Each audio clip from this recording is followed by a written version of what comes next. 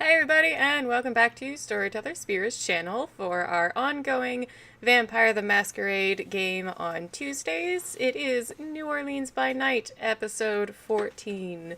How is everybody tonight? Fan-freaking tabulous. Pretty good, actually. Well, good.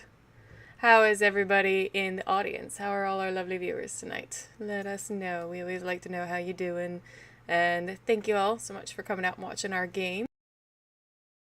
So, let's get a little music going. I added a couple more tracks. Try and change it up from the same 4 things I always play.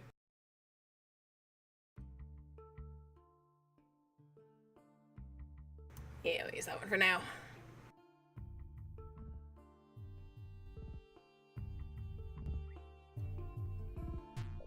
I always hate adding new tracks though, because I have to like rebalance, because some of them are way louder than other ones.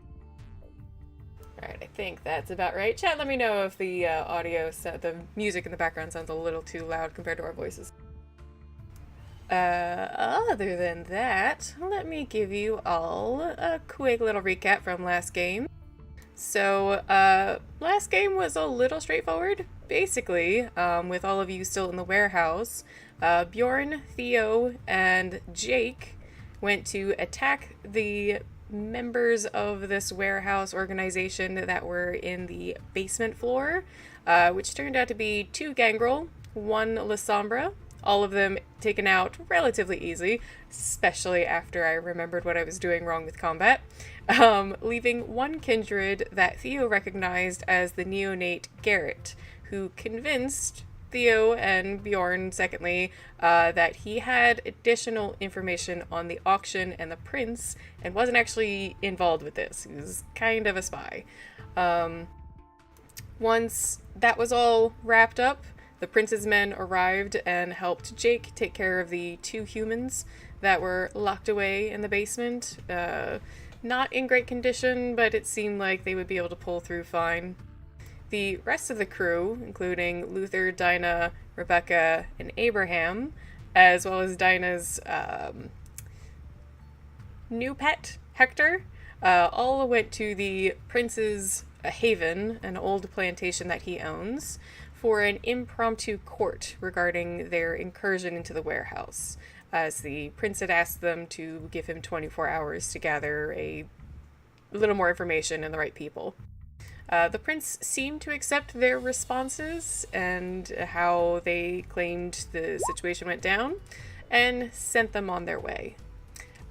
So I'm gonna do my usual kind of roundabout, asking you guys a little bit how you're feeling, but I'm also gonna let you know a bit about what happens over the next couple days, as you guys, have a little bit of a downtime after this big to-do. I do want to start first with Dinah, because we need to figure out what Dinah decided that evening to do with Hector, where she was stashing him.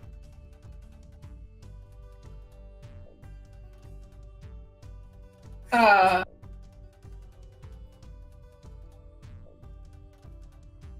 don't know. I don't know if you saw earlier, and it may not be anything you want to utilize just yet, but in the VTM channel, I did leave you all a nice cheat sheet of characters. Yes, I saw that. Yeah, so if there's anyone on that list that you would feel comfortable maybe reaching out to, or if you want to trust the entrancement and blood bond that he won't go running away. I mean, I trust the sun, but That's very true. But you would know that even blood bond won't keep a kindred from survival, from self-protection. yeah.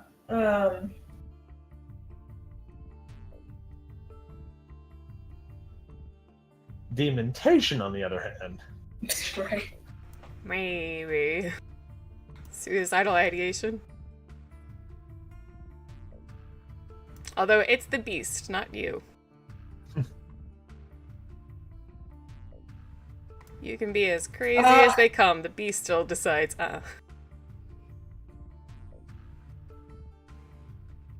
my plan had been to leave them with the prince, but I guess that didn't super happen. So you didn't specifically leave. no, and I didn't speak up, which I mean, I guess I is preferable in the long run. But now I don't know what to do with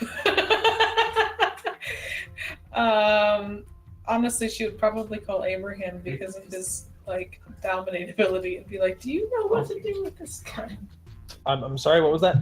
She would probably call Abraham, if only to be like, "Okay, I don't know what to do with this guy now that I have him." To be honest, I suppose I can take him. you don't have to take him so much as I just need a suggestion as to where to put him. I could give him a suggestion and leave him in a hotel or I do have a large apartment. All right, just tell him to stay there until I come get him. I suppose, yes. That would work.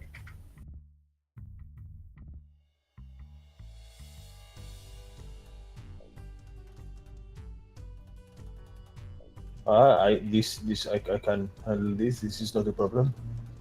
Oh yeah, I can bring him by. I'm sorry. Oh no, it is. You're good. All right, and I basically told him that we're going to find him a place to, like, put him up for the night, just in case we're going to go meet somebody that's going to find a place to put him up for the night. Okay. Morning for the morning. Yeah. So Hector, his general personality, attitude just seems very confused. He wants to please you, especially after you started the blood bond, but he still has all these thoughts in his head of who he's actually working for, who he is. You can kind of assume he's, at worst, actually Sabat. At best, got wrapped up in whatever they were doing without realizing who they were. But he still is following your suggestions. So if you drive him over to Abraham's, he'll just remain quiet in the car. Meanwhile, Yeah. I'm like as he's coming over, I'm gonna let Mars and Mercury know that someone's staying the night. If he wakes up before I do, make sure I get up.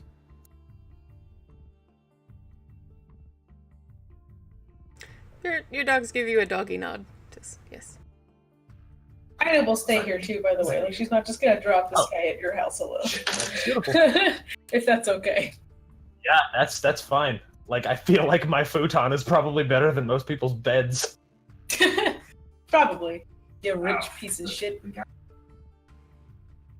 All right. Other than that, when you awaken the next day, you will have a decent amount of texts, maybe even voicemails from generally your work, people who are looking to settle venues, make sure that shows are moving along as they should. And then you also get a message from Heather, your herd member, or one of your two herd. Just a pretty straightforward, hey, I haven't seen you in a little while, we need to catch up. Okay. Does Hector wake up? Hector seems Before to... us or after? Let me see something real quick.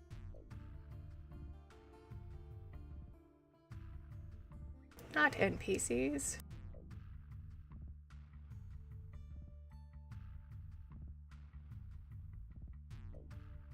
No, he definitely sleeps in a bit. Sun is fully set. There's not even an ounce of orange glow, or even that like kind of warmer dark blue. It is very, very dark. Probably about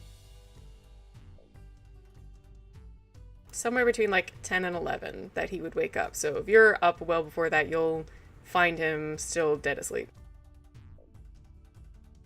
Okay.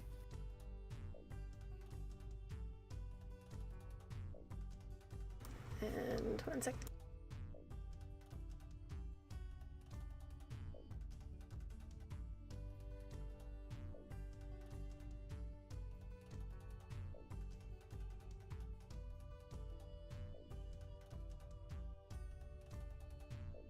Alright, now Abraham, you have this potential Sabbat member and newly bonded liaison of Dinah in your house. What are your thoughts?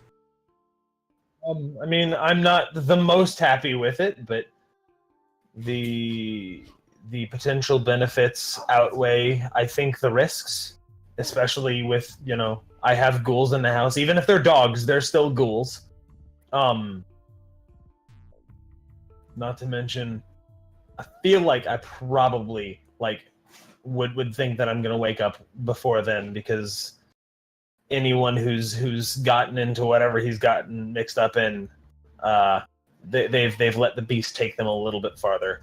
Exactly, and when you find that he is still sleeping, that only confirms your suspicions. Yeah.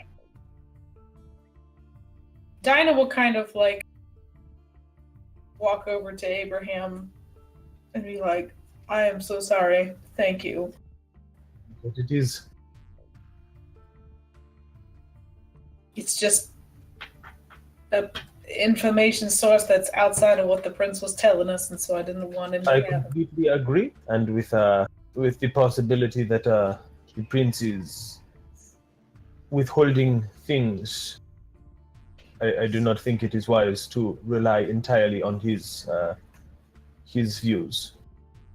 Exactly. Unfortunately, I don't exactly know what to do with him. Find out where the next auction is going to be, but he said they didn't know until just then, so I might have to release him. If this is the case, I can remove his memory of what has happened, so that he only has a connection to you, but no specific knowledge of why. Or change, I think, what his memory was. You mean like, I don't know, some kind of strange sleeper agent? What are you suggesting? I just that I Does it know work a blood that bond way? cannot a blood bond cannot be. It can be problematic. I have seen problems with it, and perhaps it would be better to ensure that he has nothing that he can let slip, even if he wanted to go How against would the we- nature of the blood bond. I like it, but how would we find him again? That is a question. So what? You suggesting that I blood bond him and then we erase the memory of that? I am suggesting it as one possibility. I'm not saying it is the best option. Trying to workshop possible options. I am simply scared. I have seen the word is regnants, right? Like people that are blood bonded are regnants. Sorry, Spira. what was that? People that are blood bonded are regnants. Yes. Because I know okay. And Domitar is what Yeah. you refer to as yourself. Yeah, I have seen people go back, regnants go back on their domitors cleverly in the past, and I am worried that this man might have such skill. So you're saying just erase his memory of the whole thing?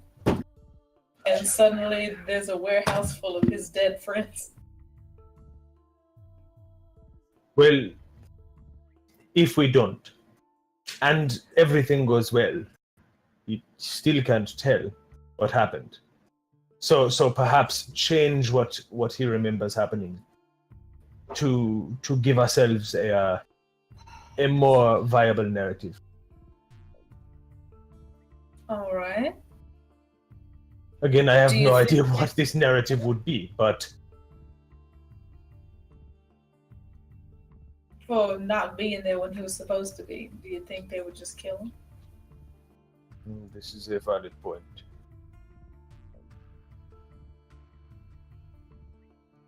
Or we could, I suppose, keep him around. Hope he gets a text. No, I know. I don't want him around because I don't want to have to constantly watch him the whole time. Plus, if he's gone, then as soon as he shows back up, someone's bound to be suspicious. One day you can maybe excuse, but two, I don't know. We need to know when the next auction is. That's the problem. I think perhaps the best plan would be to get a wider variety of opinions here to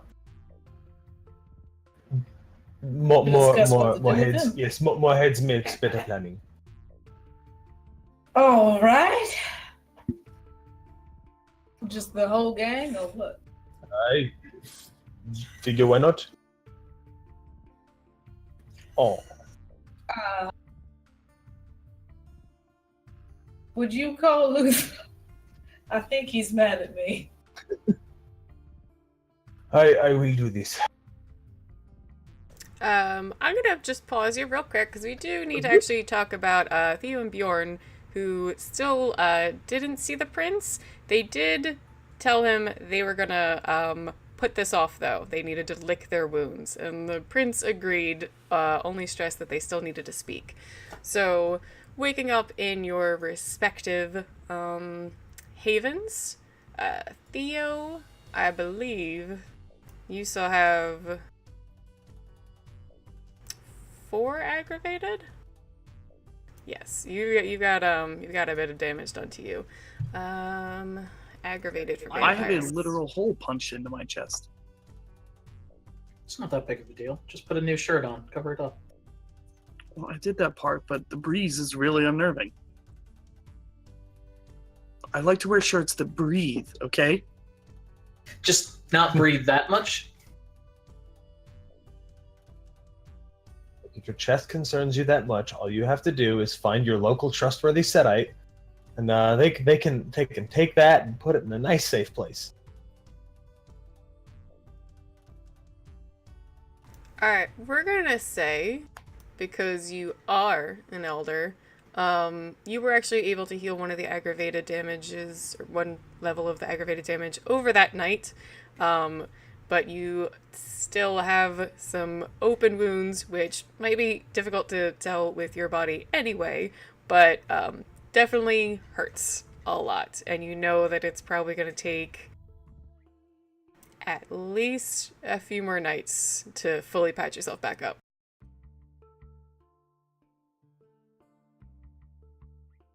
So, upon waking, either of you can let me know if you want to directly get in touch with the prince or if you're going to keep putting him off.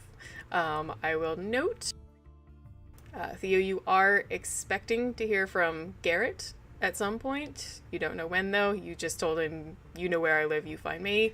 And Bjorn, you're waiting for Roxy to get some final notice from the Lupin about their meeting. Yeah, I think I told the prince to let us know. I'm probably waiting on his text about when he wants to meet.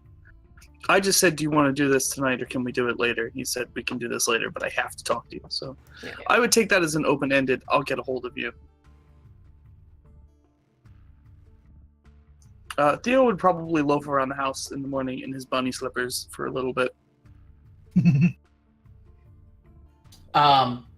Yeah, when I get up, I check texts, message Roxy, just checking up, seeing what's going on, and then probably go to the nearest watering hole and find someplace loud and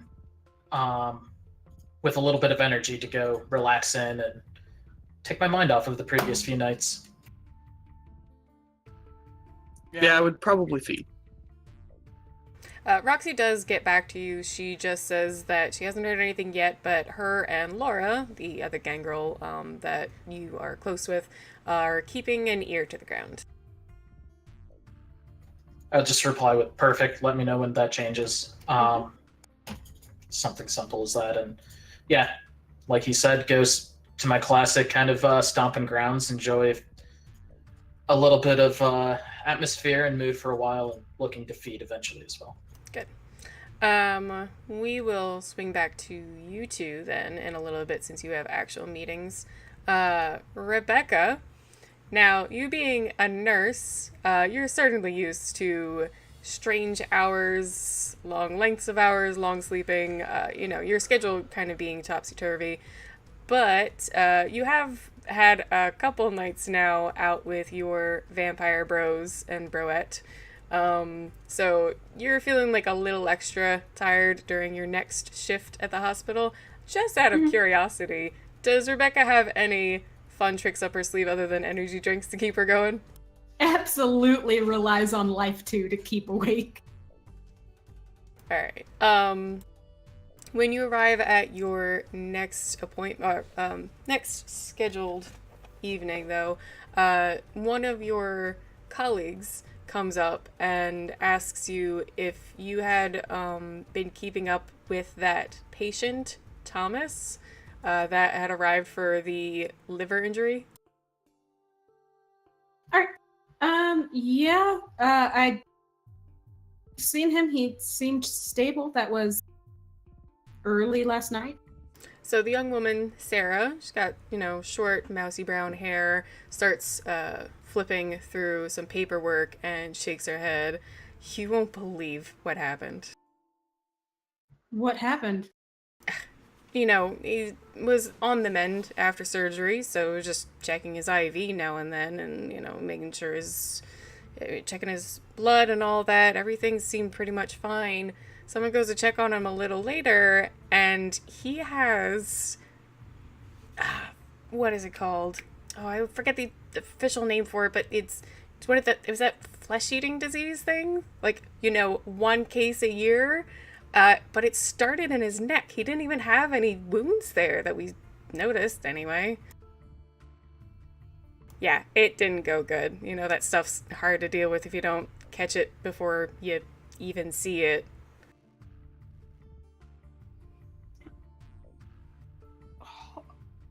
Okay. That's... Holy shit. Thanks for letting me know. Well, yeah, I just thought it was crazy. I've only heard about that stuff in textbooks. She continues. She's just gonna walk away. Yeah, the girl is she just thought it was fascinating. She's kind of just filling out some of her paperwork. Yeah. No, Rebecca will just find something else to do. All right. So that is your day at the hospital. She will try to text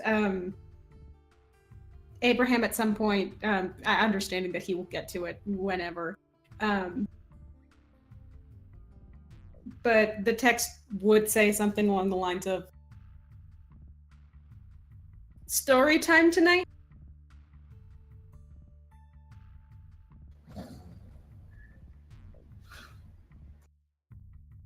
I mean, yeah, I'll respond. I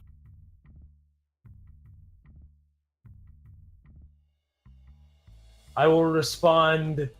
So what time do you send that? You send that like during the day, right? Yeah, no, she expects it to just get in whenever. Yeah, you had an evening shift, so you probably started about 5 or 6 o'clock. Abraham will wake up for at least 3 hours, because it's still, late winter. Okay. All right, so in that case, I will probably respond yes, and then like separately, or actually no, I think if we're gonna do separate individual communications, though we as a group do need to talk about everything that happened last night as well.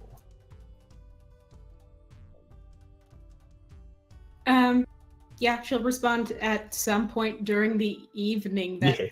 Cool, let me know where and when. Certainly.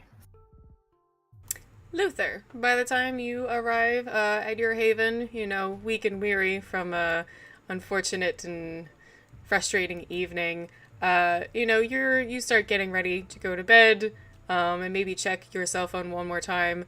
You get a few pictures from Morgane. I'll get her picture up.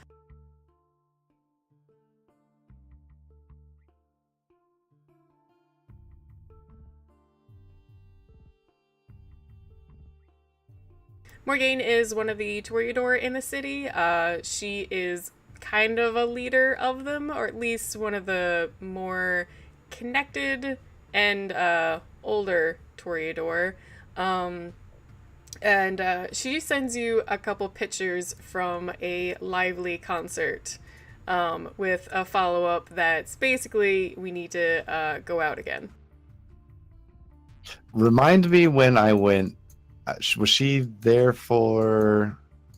I don't think you've actually met her, like, in the game, but you Okay. know her. Like, Luther knows her as a Toreador of the city. I was like, fuck, when did I meet this? Yeah, Okay, sorry. cool. So I was trying to give you some extra information on her. Other things you know about her is that she has not so much a short temper, but she's just very brash and can be impatient and react very wildly to anything that sets her off, both in a positive way or in a bad way. Okay. Also, because of the soft-heartedness, Luther would probably actually have like a pretty hard time going to sleep that first night.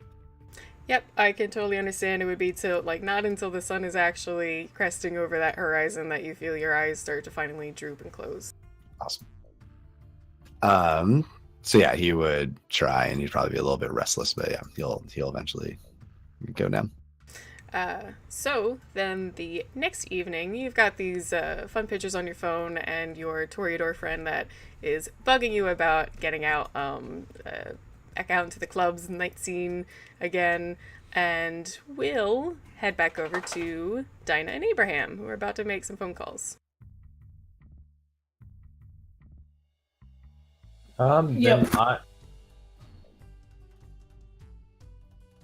Okay, yeah. Then I guess I will call Luther.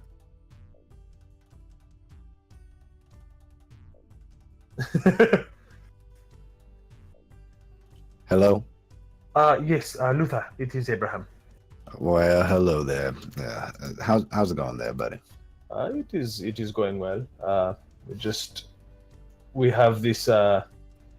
We have this gentleman from last night that we should probably figure out what to do with him, and we think perhaps it is best to have more minds on this task to get the best possible choice. Why didn't we just hand him over to the prince last night? I don't understand why we even still have our hands on him. I do not know. This I suppose is one possible option that we can discuss if you are available. Yeah, if I hear you, you're asking me to come so we can parlay about it. We can have a discussion about it. It is much appreciated. I think Yeah. this is happening at my apartment.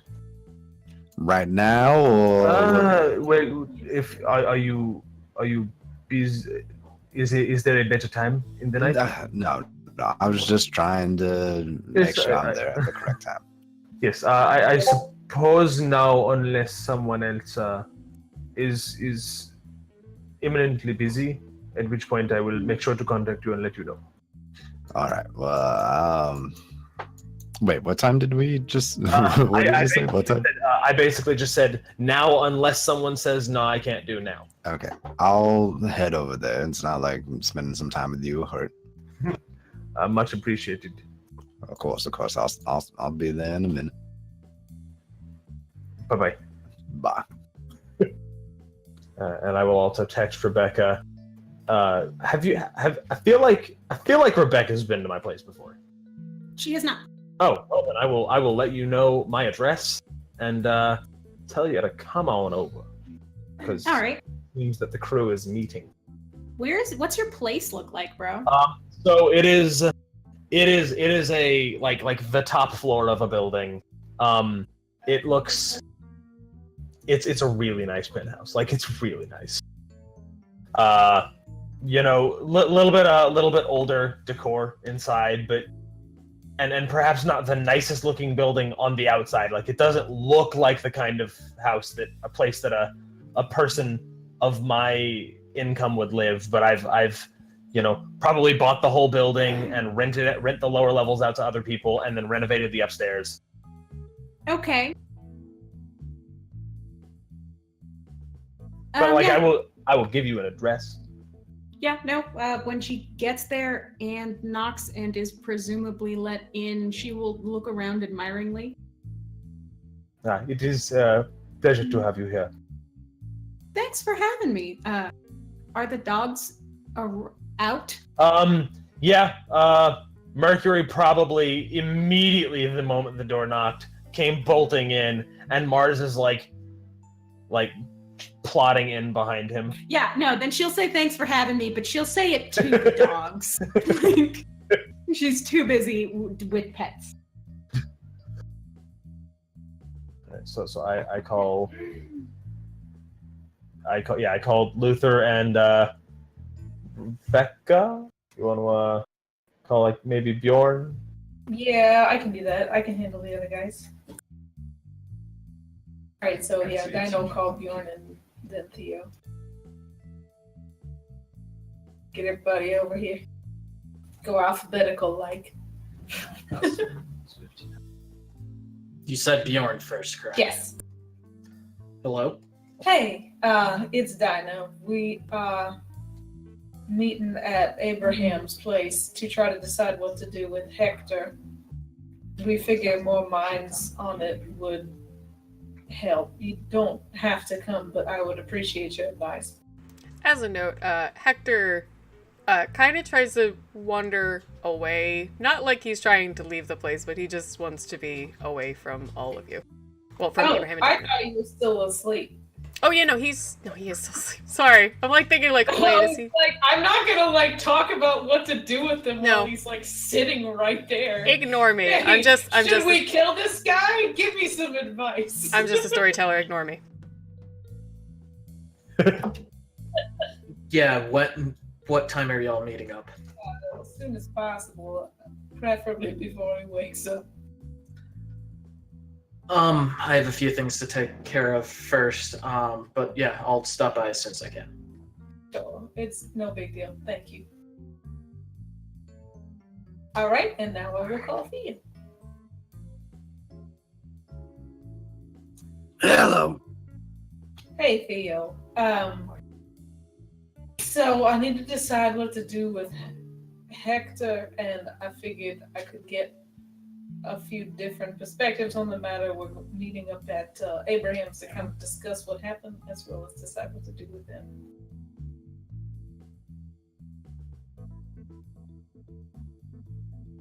Muted.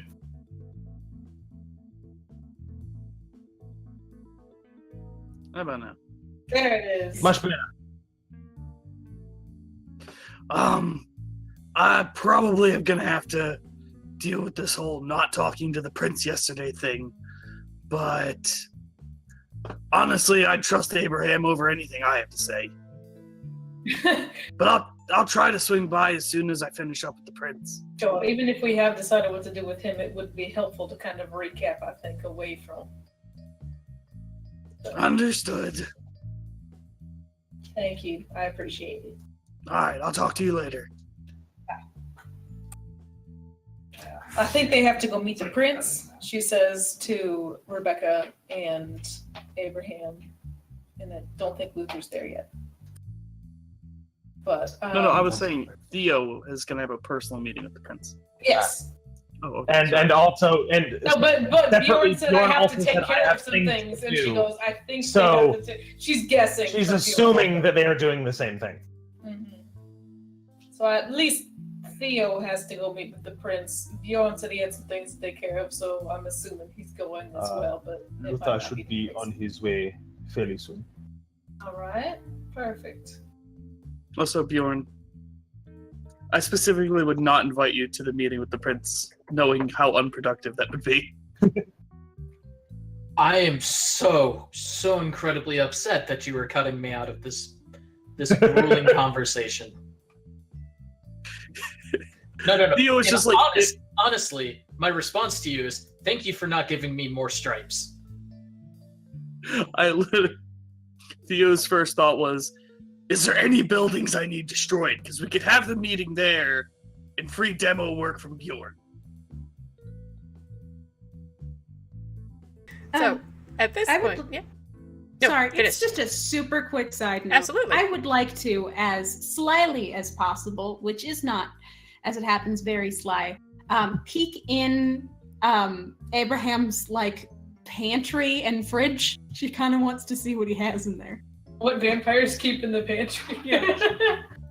What is dog caviar? Like, does he have silverware? What's in that fridge? Dog I caviar. feel like I would. I would have like all of the necessary things. There would not be much food. Oh, There'd be when like you say some all of the necessary like things, silverware, pots, flatware. pans, dishes, that kind of stuff. A Like couple cans of spaghetti. It is worms. I feel like his fridge would probably only really have dog food in it, but it's like, you know, biologically appropriate raw food. Like it's like the best of the best. Yeah, so that would be what was in his fridge. You probably wouldn't on quick glance see the blood bags that he probably has hidden in like a panel somewhere. Because like so he would have what was necessary to look human, except for actual food that will go bad. Okay, and then like pantry, does he have any? Like, does he have spices? Yeah, he'll have spices and basically lots of non-perishable stuff, or a decent amount of non-perishable stuff, but nothing perishable. Yeah, no. So she'll turn around. What do you season? Sometimes I must make appearances. You have no. That's just. You have spices, but no food. What, making appearances? What do you season? If I need, I do have. Okay, so I do have food. I have bags of dry food and rice and things that can be cooked, but nothing that can go bad imminently. Okay, so no however, perishables in the fridge, but boxes of pasta or some shit. Yeah, stuff that could be made, but nothing in the fridge. Okay, and I will continue to say follow up is hard in that case. Oh yes, sometimes I must make appearances. You host dinner parties here? I mean, that's kind of cute. I try to avoid it. That's really. You should have seen it before refrigeration was invented.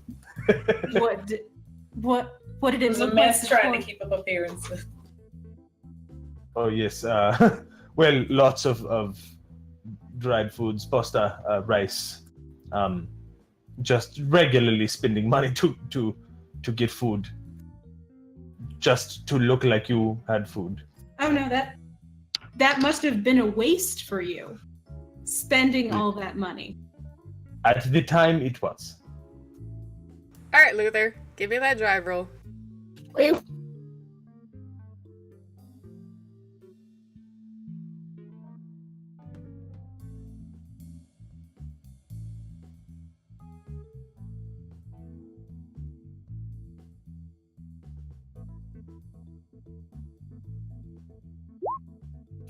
Just barely. But I'm doing it.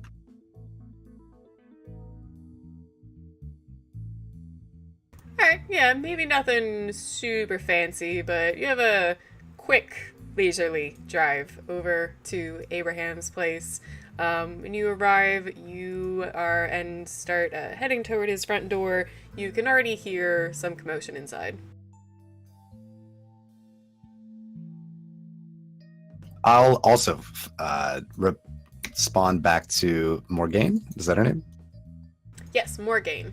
Yeah, and be like, what do you have in mind? Also, with our relationship, is it friendly or more than friendly, or just kind of flirty? She's probably more flirty, Okay. but she isn't like that with everybody. Gotcha. Then yeah, I'll just send her a text back, be like, hey, what do you have in mind? Okay. She might be sleeping off, some alcohol-soaked blood she had. Understood. And then I'll just, I don't know, am I close enough to Abraham that I was like walk in, or do I knock? What's our relationship? I feel like we are relatively cordial, but like I don't know if we're that close yet. Yeah, I'll knock. Luther will knock. I will make my way to the door. Mercury will be dancing around my heels. If Rebecca's still petting Mars, he ain't going nowhere. No, like when she's done in the kitchen, she's gonna go back to those dogs. Because Yeah. Mercury hears Dinah the door likes and the dogs too, by the way. Mercury's gonna rush the door, but Mars, if he's getting pets, he's fine. So I will open the door. Mercury dancing around my heels. Abraham. Luther. And I'll just bend over and just get like a face full of licks from the dog. Am I the first one here, or are there others? Dinah and Rebecca are here. Bjorn and Theo apparently are meeting with the prince. Should be along, hopefully shortly. All right. But our house guest is still sleeping, so trying to avoid. Would prefer to solve this problem while he does not have much to say. Oh. He could hear us, right? I mean, your house is big enough. I'm sure we can find some area he won't hear us talking about. Oh, yes, I agree, but it is... I still think better to come in to discuss. Of course. To discuss before he is awake. Well, I'm sure we all know what Theo's going to say, so I'm sure we got that covered.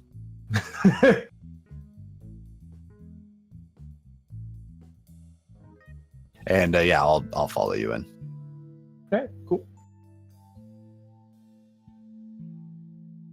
All right. Well, I guess we better go ahead and discuss it before he wakes up, because I don't know how long Theo and Bjorn are going to be. So I have him a first night of Bloodbound, but I don't know how strong that will last in the future. At the moment, I have him in trance, but again, I don't know how long that will last. Even if I were to more strongly bind him, there's always the chance that he could still wiggle out from under it. He's not going to be happy that all of his friends are dead. So he's a very good source of information aside from being fed through other venues. But I don't think he knows when the next auction is until they tell him exactly where. So I would have to let him go in order to find out when that is. But I do not know how to get back in touch with him or make sure that he stays friendly. Well, if we're just going with the safest, most basic options, there's only three, right? We give him over to the prince. And I'm assuming this is what Bjorn and Theo are going to suggest, but we get rid of him.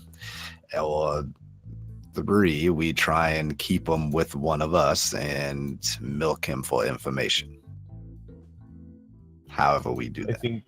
I think the concern is that he is willing to give up information. The problem is I think he does not have any yet. But he is or not much at least, but he is connected to people who will contact him in the future. So are we on the page of that we just keep him around and then wait for information to get to him and then we try and use it? Or there's no way for information to get to him without temporarily releasing him is the problem. Well, I wonder how he does receive this information. If it is by text, this is easy. But I suppose I could ask him. But if he's not missing, I doubt he'll be on the mailing list.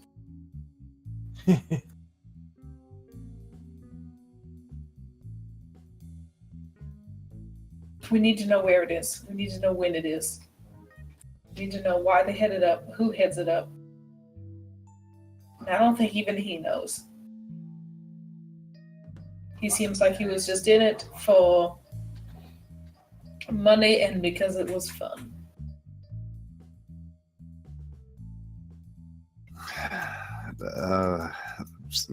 All right, so I guess we have to kind of ask him how he receives his information before we move along. Yes, but I would still like to know roughly what to do with him after he wakes, because I would like to not have to undo every sentence we ever said.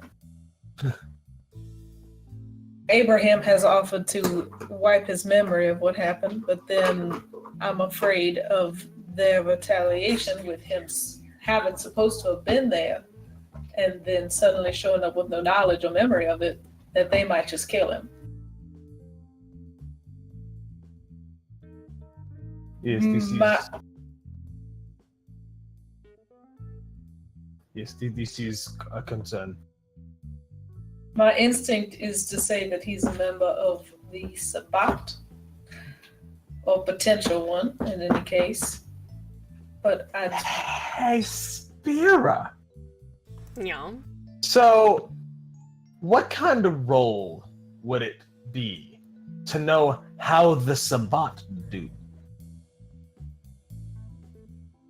That would be intelligence occult. All right, give me a second, because I would like to make a roll, and this is entirely meta knowledge. But I want to know if Abraham knows what Valdery is. Okay.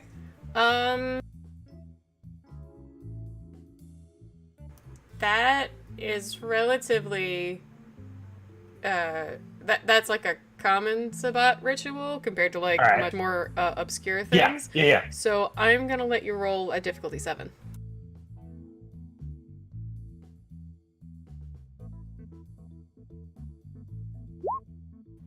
Two successes.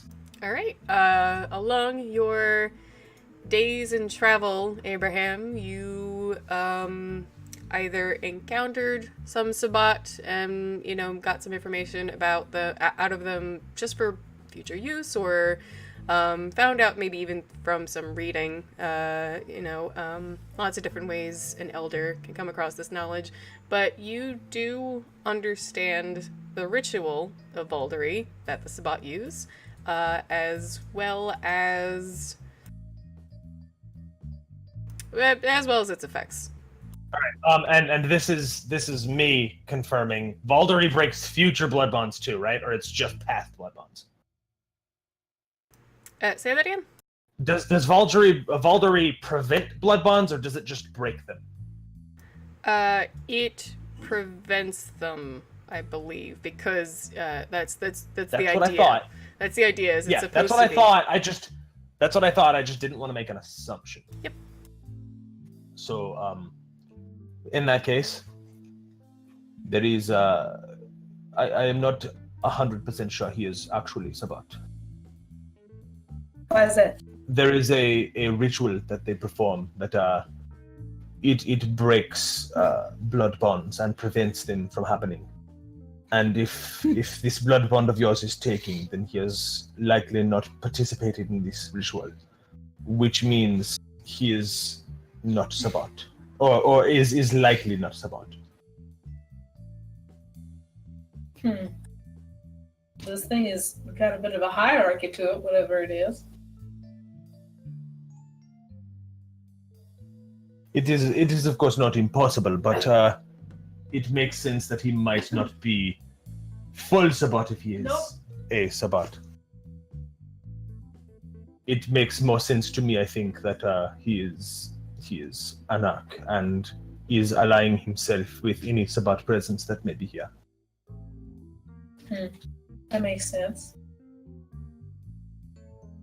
Not that this, of course, excuses him of what has been done, just... No, of course not. I dislike this man, and I don't like even having him under my thumb, but he was useful.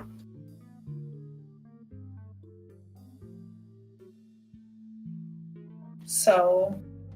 Then again, the another alternative is simply give him over to the prince. Tell him what this man is. Perhaps have him forget anything we do not want the prince to know. If we do not want the prince to know something, and give him over. Have him forget something we don't want the prince to know? For instance, the individual that was down there yesterday. Yeah. Right, you weren't there. No, I talked to Garrett. Oh, right. Okay, cool. Yes. Yes, or perhaps the individual down there. Yes, no, that would be a good idea. Well, I suppose we have to wake. Because if I let him go, he's going to be the sole survivor, except for Garrett, of a large-scale attack. And so, even if he has the information, or they send it to him somehow, which I don't think they will, it more just makes him look extremely suspicious, you know what I'm saying? Yes. And then, of course, we must justify why we did not turn him over yesterday. But Well, I brought him there. He didn't ask. I brought him there, but the prince did not ask. Also, it's not like we have to turn him over. If we wanted him for a little bit for our personal investigation, I'm sure the prince can understand. Sure. But I mean, also, it's not like the prince, as far as we know, has been withholding information from us about this. Right? I mean, if he gets information, I'm assuming he'll tell us so that we can investigate it. It's not like we're shooting ourselves in the foot. Just to keep in mind, he might ask. It would be better to have an answer than not. He might not ask. This is a very valid point, but if he does, it would be better to have an answer. Well, I would just tell him that any self-respecting member of his investigative team would want to know the answers themselves. Yes, this is.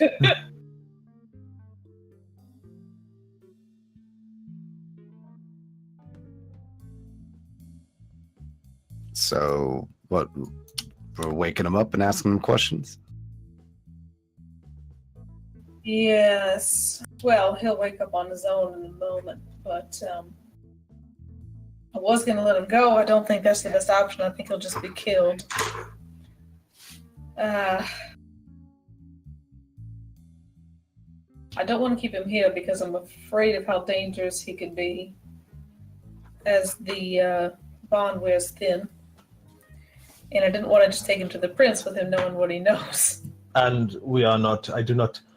Do you like? I imagine you don't know if a blood bond takes. Spira. Blood bond. Like if a blood bond takes, if it. Oh. Because that seems like it's all on their end. Yeah, from what I remember, and as much as, because I've done a lot of digging on this trying to get a good answer, I don't believe the domator of a blood bond necessarily feels anything like physically or supernaturally. It's usually that they recognize the symptoms that it took, but she does have entrancement on him. Exactly, and that's. However, just to be clear, if this blood bond has not taken, and it was simply your presence that is making him pliable, this is a thing that we must remember to keep in mind. If he is Sabat, it is a very good chance Voldery has been performed, in which case this blood bond is worthless. Well, in that case, we should ask him the questions when he wakes up. You should erase the memory of Garrett from him. And then we should take him to the prince for as long as this enchantment lasts. What do you two think?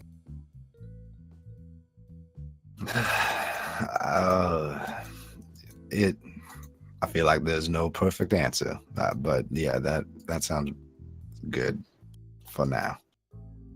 It perhaps would be nice to know what Garrett knows, but I guess this is a moot point, I suppose. To Did an I- extent.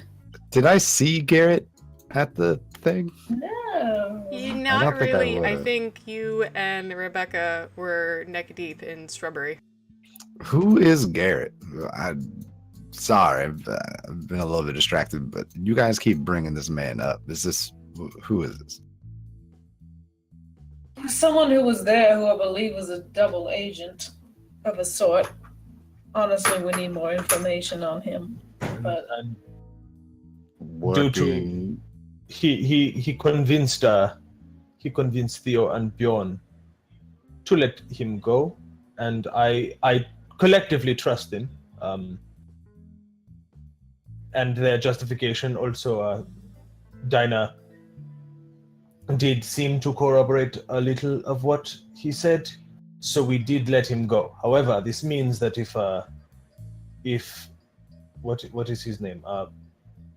The Hector. man you have, Hector. Yes. If he goes to the prince, he has information about a double agent that the prince does not have information about that we let go. So, don't exactly want the prince to know this.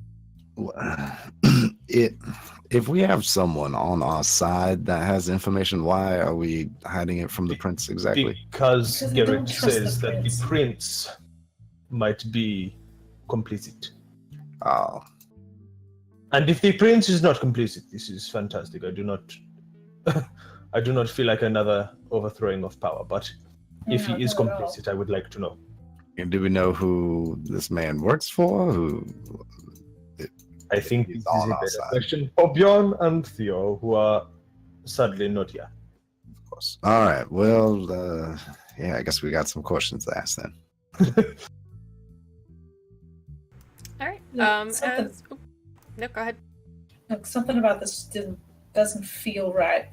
All right, even the prince seemed underprepared, which is not a normal characteristic for him. And it's something that's about it just rubs me the wrong way, and I would like to get to the bottom of it if I can. Yeah, I think we're all just trying to get to the bottom of this. The sooner this is over, the better. I tell you what. Agree there. All right. So as you all continue the discussions and sort of hope for Hector to waken soon so you can ask him about some more finer details related to all of this, Theo, you pace about your home trying to maybe trying some concoctions, just tossing them on the wounds, see if they work. No, they don't. But eventually you get a call from the prince's secretary asking if you're available this evening for a private meeting. Theo will sound like actively aggravated when he answers the phone. To the secretary. But do you want to actually roleplay that or just respond? Sir, I'm sorry, I didn't mean to bother you. I just needed to know if you would be available to speak with the prince later. Oh! Well, that's real fucking nice. Glad to know I've been degraded to the point where his latchkey fucking secretary has to call me instead of himself. I know he's a busy man. But I don't know where I came from. The adults got a little more respect, and I'm getting kind of fucking tired of it in this city. So go bark along your orders. I'll meet him. He can come to my place since he can't bother to call. Sir, do you actually want me to tell the prince that? Did I fucking stutter? Yes, sir. Sorry, I've been dead a long time. I've got some holes in my face. I'm not sure if I'm talking correctly. Kind of got a hole in my chest, too. Maybe it's leaking air. Is there a whistling? Can you hear a whistling? Yes, sir. I'll let the prince know. Thank you so much, darling. And she hangs up. About 15 minutes later, you get a call from the prince. He's going to be polite but straightforward and say, Theo, if you would like, I will come and meet you at your abode, or one of them, shortly. Where should I be heading to? No, just my normal haunt. I'll have drinks prepared, so I look forward to meeting with you. Lovely. I'll see you shortly. So another 30, 40 minutes, you get a knock at your door. I'll answer the door in my bathrobe and bunny slippers. Marcel doesn't even look down, just straight into your eyes. Good evening, Theo. Thank you for allowing me into your home. But he just then stares at the doorway. Like, move aside, like, come on in. So he enters in, and he takes off the outer jacket he has and wraps it over his arm. Where would you like to? And he looks around at all the different surfaces, none of them exactly a free sitting space. Oh, I have the chairs that I actually keep clean and Okay, nice. I'll point him to the couch as I take my seat next to him. There's the table in front of it. Don't worry, I just retrained this couch so it doesn't bite anymore. But if you do, just yell, "No, Bernard!" He actually smiles at that. Good to know, Theo, thank you. So he sits down and puts the coat over the side of the chair. Listen, Theo, I spoke with Luther. I'm gonna get back up real quick, like I forgot, and get probably my last bottle of the wine blood mix that I had from the Baron. Can that be warmed or would it curdle? It's magical. Tremere magic. I know, but... Okay, it can be warm, but you have to be careful with it. Then I probably would have prepped that before he got there. Okay. So they're warmed in the correct way, which I'm sure the Baron showed me how to do. Roll me dexterity and cooking. Are you fucking kidding No, me? there's not even a cooking skill. It's craft, I know. duh. Continue. Yeah, I'll get back up and give him a cup of it, just like steaming a little bit off the top, and I'll just like take a big smell myself. That's from the Baron directly. Enjoy that. Marcel looks questioning at it until you mention who it's from, and then looks appreciative, eyebrows raising. Well, thank you. And he takes a large draft of it.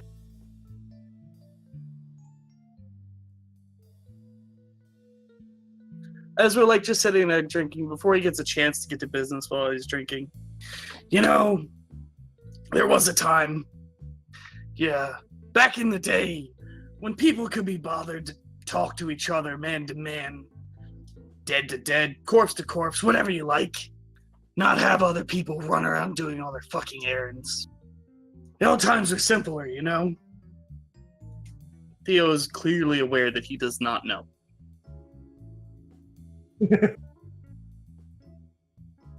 Wait, you're saying this and you're expecting Marcel to be confused? No, I'm expecting Marcel to realize that as not a slight against his age, but to highlight the age difference between us. Marcel gives a single nod to your speech. How can I help you today? Well, as I was saying, I've already spoken with Luther, Dinah, Abraham, and the mage Rebecca was in tow as well. On their perspective of the events, they seemed truthful enough, and I've also received the details from Christopher and Anthony after they finished up at the warehouse. So I'm not so much looking for more of a recap, other than perhaps what you got out of this scene. Well, first, forgive Bjorn not being here. I did that sparing you. Trust me, it would have been a boring and rather blunt conversation, probably something about duty and being a good soldier, so that was unnecessary. I hope he doesn't end up offended that I assumed as much. He'd probably take it as a point of pride. But anyway, so I Marcel do kind apologize of for laughs at the bit of a banter that the two of you are having instead of more heated tones from the last couple weeks, and he takes another sip of his drink. I mean, look, I just wanted to know what they would do if I showed up on their table, so I had this brilliant idea of getting staked. And then I got insulted for about 40 minutes. Not happy about that, but they'll get theirs. I'm not worried about it. Insulted. Oh, yeah. Either they forgot that I could hear them or don't give a fuck. Probably why I went off a little on your secretary. I apologize. Don't worry, I picked her because she has thick skin. To her credit, it sounded like it. But, look, I got dragged in there. Things didn't go correctly. I wasn't looking for slaughter. Neither was Bjorn. But it happened. A tense environment. I just wanted to know what they would do with someone who wasn't some neonate off the ground floor, not worth a lick of anything, and no one would miss. You know, maybe get a peek if there's some brains. Well, at this point in time, after cleanup, we have one of them that you managed to not entirely slaughter in our... You're welcome. Yes, thank you. In our custody. He's not in good shape. We've given him a few blood packs to keep him from final death. And of course, staked him. We plan on interrogation later on. The problem we're now facing, he says as he sets his glass down and kind of folds his fingers together, is there is now an empty warehouse where there should be whoever these people are.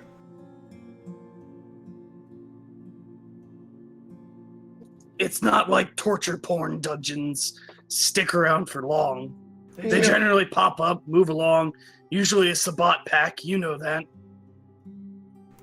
It may have been as simple as a few members of a Sabbat pack, but they generally have higher-ups that they return to now and again, and if this is in fact a bigger operation, it is definitely going to be suspicious of why these people are no longer there, not answering their cell phones. Theo, tapped the rim of his glass for a few seconds. This seems like petty crime for you. Or your station. Why are you so interested in personally handling this? What's your bit in this race? He starts rubbing his forehead and sighs. I've explained to Theo, I understand it seems as simple as a few missing humans, a kindred or two. It's not unheard of. It's something I have other people look into or even just leave to the police. But the numbers have been increasing. That's what's been upsetting me. I have kindred knocking down my door wondering where their friends and family are. Do you? I haven't met any. Yeah, you have. What kindred are knocking his door down wondering where their friends and family are? You ran across Sean and Jake. Both at the bar said that they were missing people, and you heard from, I believe, Dinah that she talked to a couple people from town that are missing a friend or, someone, especially a couple people who came to town and weren't permanent residents. I thought all the information we gathered were that, it was only very young, unimportant vampires and poor people, homeless people going missing. It was younger kindred, but it was friends and allies of permanent residents of the city, whereas it tends to usually be drifters.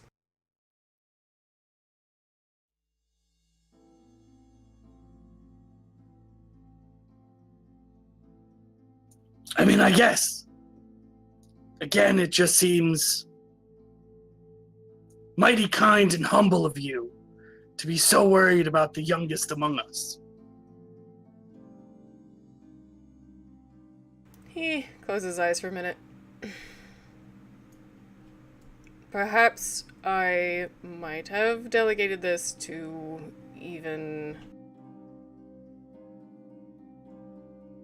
perhaps say Christopher and Anthony alone to solve, but that is the reason I've asked you and some of the others around the city is the same reason you want all eyes on a blood hunt. If the Sabbat are moving in and creating some sort of kidnapping operation, he catches himself, shakes his head, for any kindred, this needs to be settled.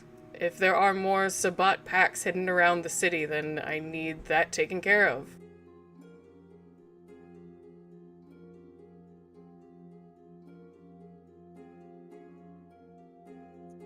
I don't disagree with that, but I've got no proof they're Sabbat.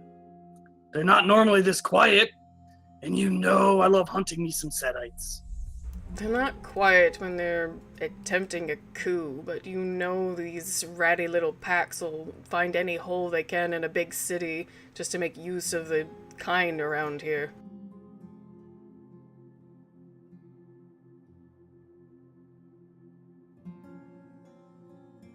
Can I roll or just get some GM help on this? Other major cities, we're not even like a huge city, more transient.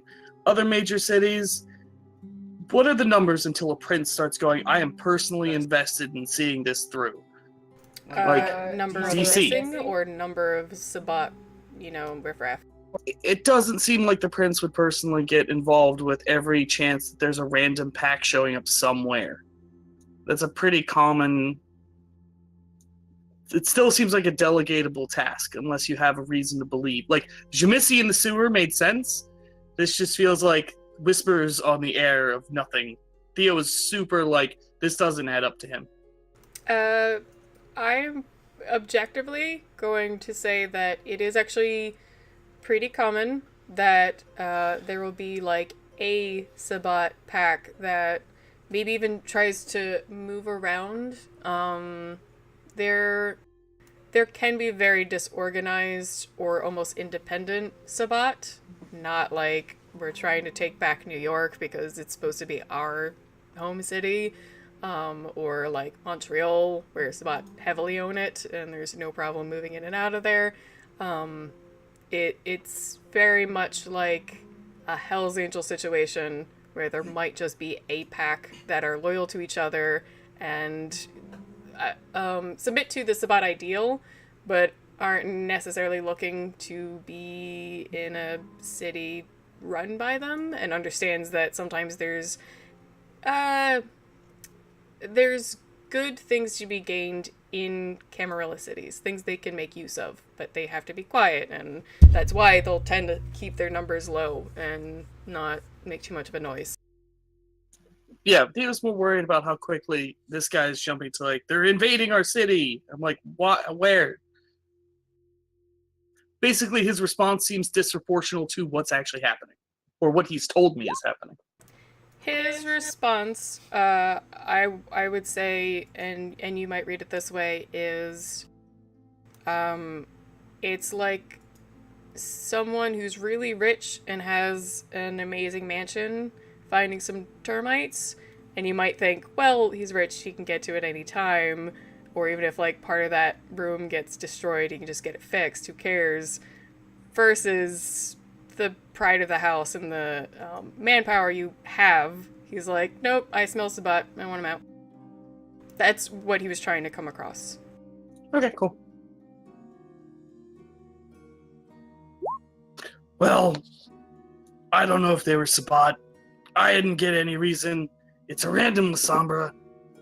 You know how they are, the Sabbat. I don't smell a coup, doesn't look like a coup, and doesn't feel like a coup to me. No one's on my territory. Nope. Hold on. Quick check. Has anyone been hunting on my territory who's not supposed to? Or in my domain? No, actually. And I'm not just saying that because we didn't talk about it before. There actually has not been anybody missing from your area. Not missing, hunting. Any vampire hunting on my domain has to ask for my permission. or I catch them and they have a -6 die to hunting on my domain.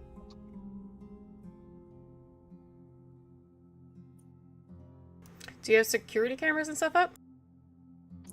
It would be a network of people who talk Network. and whisper. People who know me, because it's my land. You might have heard of a recent rumor about at least maybe one person, but they don't know, like, who it was. It was, an attack down an alleyway. Okay, because yeah, domain rules give me, basically I'm allowed to know anyone who's trying to hunt. Yep. And I get to catch them. Mhm. I mean, let's be honest, no one's even touched my domain. No one's hunting who shouldn't be. And I know I get the occasional neonate who doesn't know what they're doing, but What is your point? are you suggesting that the Sabbat are so tactically accurate that they know exactly the neighborhoods to stay out of to keep under my radar? Marcel actually scratches at his goatee when you mention that and thinks on it for a moment. That is a good point. So what could it be then? Who's doing all of this? It can't be unorganized. It seems too planned then, like you said yourself.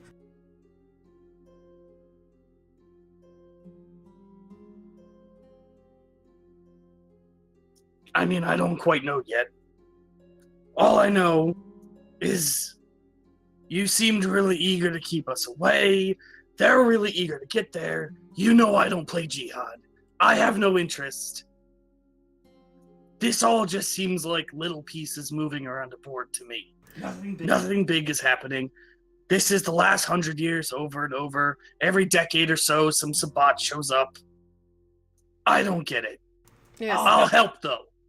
that was why I didn't want anyone rushing in there and shaking the rattlesnake's nest. Listen, so that's the point. Now we have an empty warehouse that who knows who it's connected to. I was trying to gather some intel first. If corpse fuckers are in your city, they're not going to stop fucking corpses because you broke into the warehouse. No, but now They're they're just gonna going know. to set up somewhere else. And we found this one. We found another one, didn't we?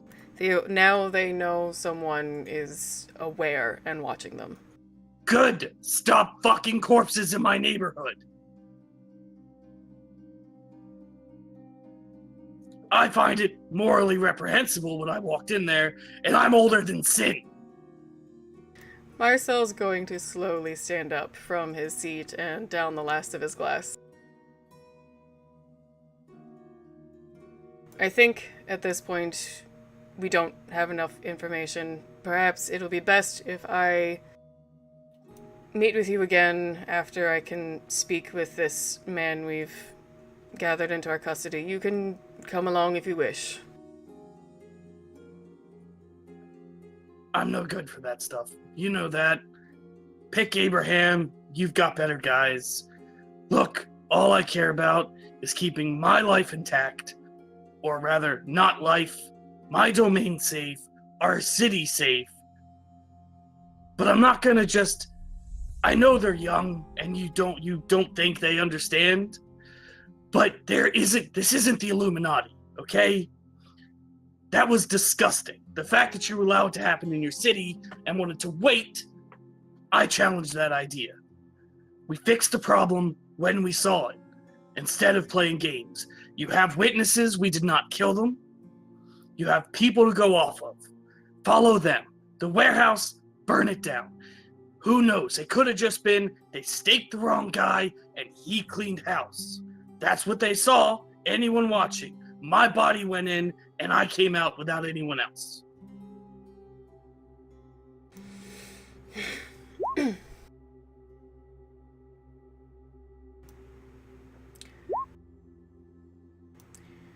Yes. Thank you for your time, Theo. I will keep you informed of any further information I gather. Let me know when you're ready to show all your cards, okay? He's gonna reach his hand out to shake it and do like the forearm grab embrace. Marcel seems to, with a complete comfort, shake your arm, and then puts on his jacket and starts heading toward the front door. As he's walking out, oh, did you like the wine? Yes, actually, Theo, that was quite a something else. I haven't had anything like it. I'll tell the Baron to put a bottle on your Christmas list. He gives a big, half-cocked smile. I would appreciate it.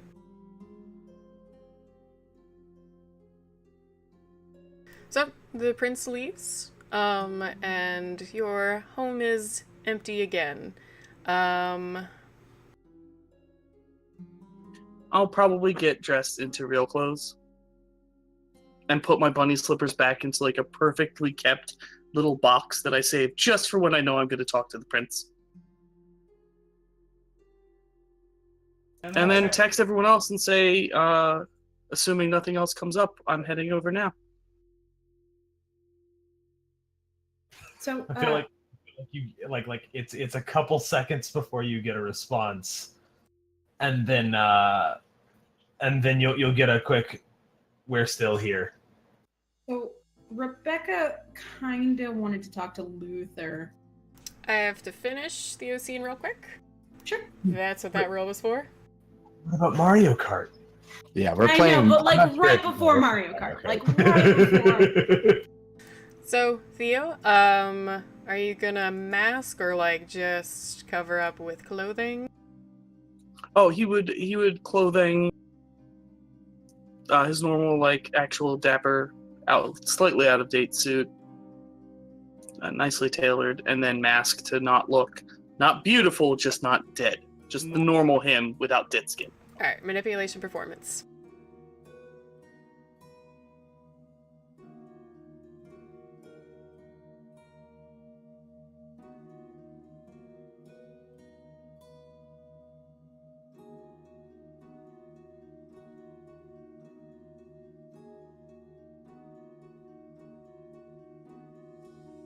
Difficulty 7, 6? I don't remember.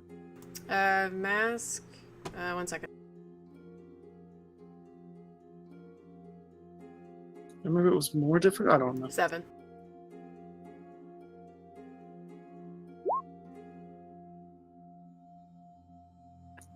Alright, 2 successes. You can look like kind of like an average person. He always only looks like him. Okay, but I meant can't fancy it up. Oh, yeah, no. He just looks like him, but not dead. Sexy Theo. So, as you leave your, this was the townhouse, right? Yeah, this is my townhouse. Alright, as you leave the townhouse, getting ready would you drive or public transport? Oh, he walks. Okay, as you get ready to head over to Abraham's penthouse. Actually, since he's going to Abraham's, which I believe is pretty far since he's rich, he would just text Abraham to send. Well, I'm sure Abraham gave him the number to the car service. He would just text that he needs a ride, but hang out on sure. the stoop or the front porch. Yeah, so as you sit there, out of the nearby alleyway, you will see Garrett coming out from the shadows, seeming to have just blended into them pretty well. I'll kind of smile to myself and head over towards the alleyway. And text for the car to just hold outside. Garrett remains partially behind, still kind of in the shadows near a dumpster, and looks over your shoulder to see if there's anyone else. Yeah, just me. Theo would feel completely comfortable. Garrett reaches out a hand to shake yours. Theo, Jesus, I didn't know the prince was coming to visit you. Oh, yeah. He's trying to adopt some kittens, and I don't know if he's really going to be the kind of father I want for my fur babies. Garrett looks confused for a second, and then awkwardly laughs. Oh, you're joking. Yeah. I don't know if this is the best place to talk about this. Where would you like to go? I have a home. It's that wall. No, that's the lady I killed last week. This one. Yeah, sure. It's secure, right? It's covered in wood. Yeah, all right. I mean, like, who's coming for us? Like, it's not missile proof. I'm not gonna lie. Yeah. Let's go if you don't mind. All right. He'll head towards the door and let him in. Close it behind him, blocking it. Garrett takes a long look around your home and seems to mildly admire your strange collection, but then he seems to turn his attention back to the matter at hand and kind of rubs one of his arms a little nervously. Look, like I said, I know what it looked like me being with those guys. I am not actually involved. I was getting information for the group that's been looking into these disappearances. You're not really gonna actually try that in my own home, are you? Look, I'm not even the head of the group. I was... The group has a name, right, though? I'm not saying you have to, like, take me to your leader, but... Garrett sighs heavily. Yes, it does. The leader is, No, I said I didn't care. What's the group called? the Phoenix Society. He'll, smile slightly and be like, Look, I didn't name it. I didn't even think we needed a goddamn name, but I wasn't in control of that. I'm just trying to... Big Harry Potter fans? I suppose. I don't know. Nice. Good choice. Yeah, listen, so... The general, he says, and again, tries to not make too much of a grimace. He is clearly enjoying it. But, genuinely enjoying it. He's leading the effort. My sire he disappeared last year. No one had any idea what happened to him. I tried my best to do anything I could. God, I'm not good at explaining this. Could you come and meet him?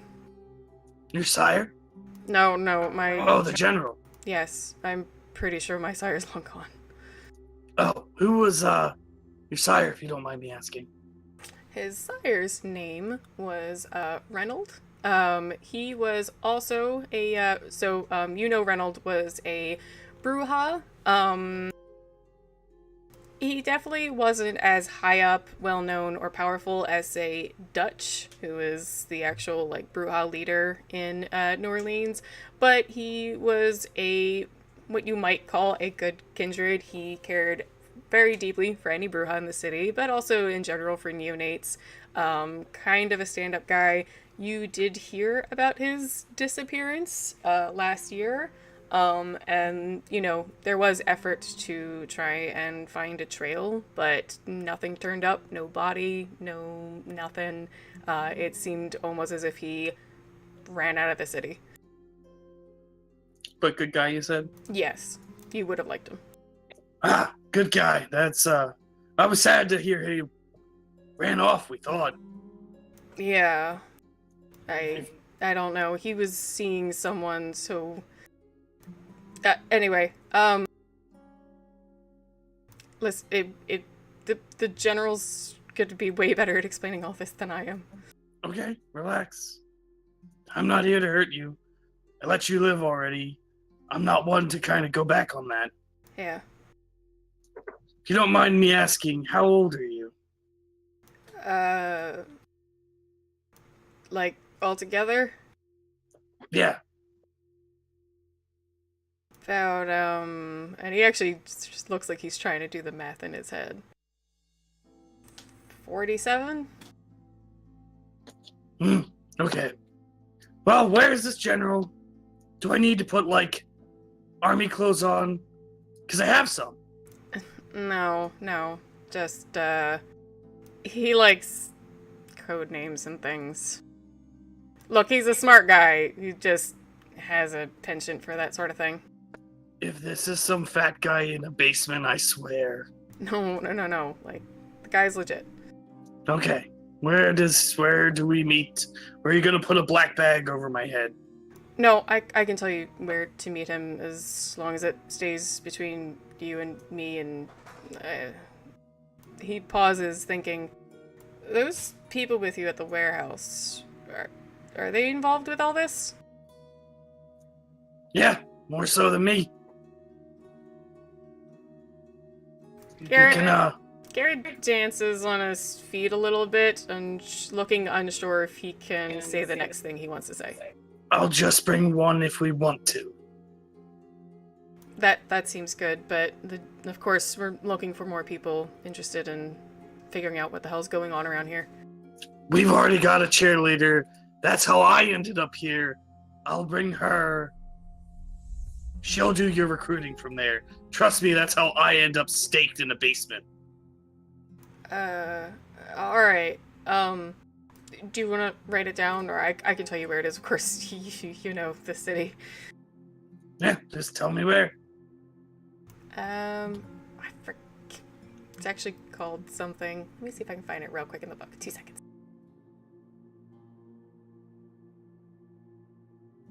What the hell are you guys talking about playing Mario Kart?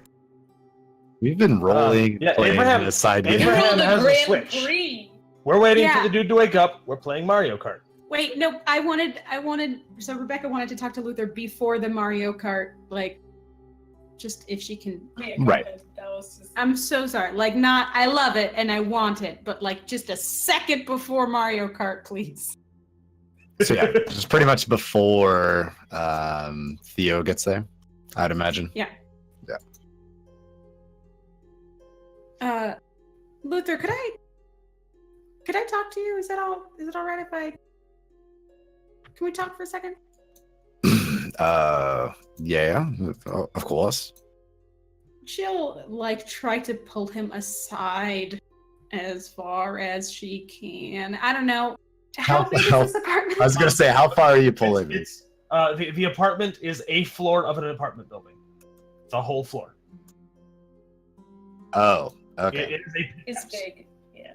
Yeah, Yeah, there so are she'll like pull to like a distance and then stop and then maybe keep pulling a little bit and then stop and then like kind of remember that Luther shushed her at the prince's place and then she'll pull him a little further and then kind of stop. I mean, this might work. I don't know. It depends on if they're trying to listen or not.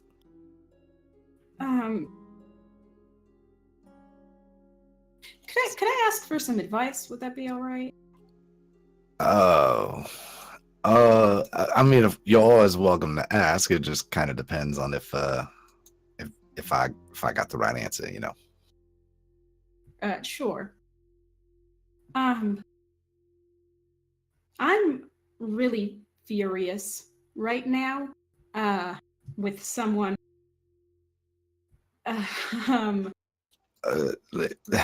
All right, if you're gonna ask for advice, I've been around for a very long time. No need to beat around the bush. If you're mad at somebody, you say it, and I'm not gonna go gossiping like a girl. Just let me know what's going on. I'll help you out. Sure. I'm furious with Theo. Oh, okay. Yeah, we've all been there. I don't know if you recall, we were at the hospital and we were debating on what to do with the kidney guy or liver guy. Yeah, Thomas. And I said, you can do whatever you want, just don't kill him.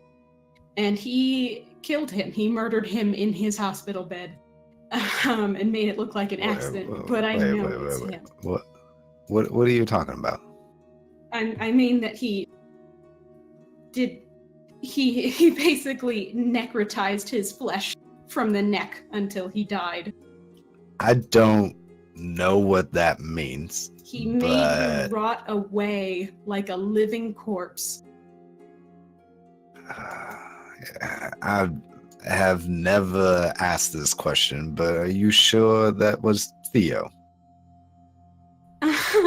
It's an incredibly rare disease, and Theo was there, and he's known to do that. I would be an idiot if I were to think it wasn't him. Rebecca,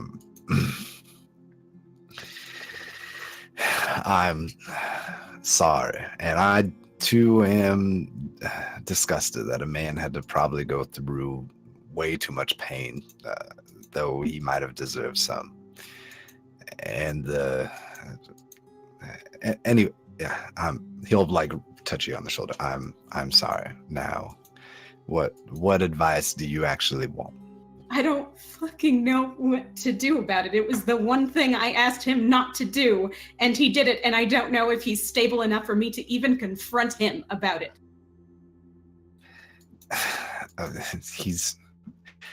Look, I get it that he's a bit eccentric and maybe a little bit on the dark side, but he...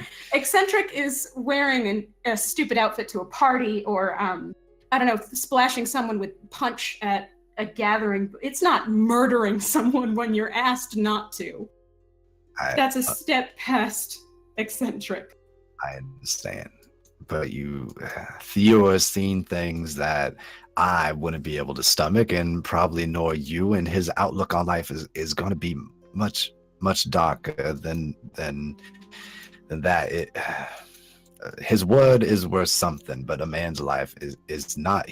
That man, he's going to feel sorry about it, I'm sure, but not because he killed a man, but because he broke his promise to you.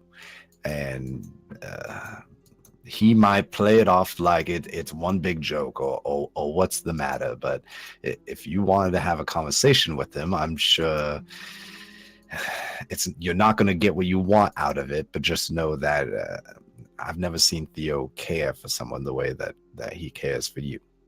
So if I ask him, hey, please, and I'm sorry, you're not the focus of my anger, and I shouldn't treat you like it is. No harm done. Just go ahead, speak it.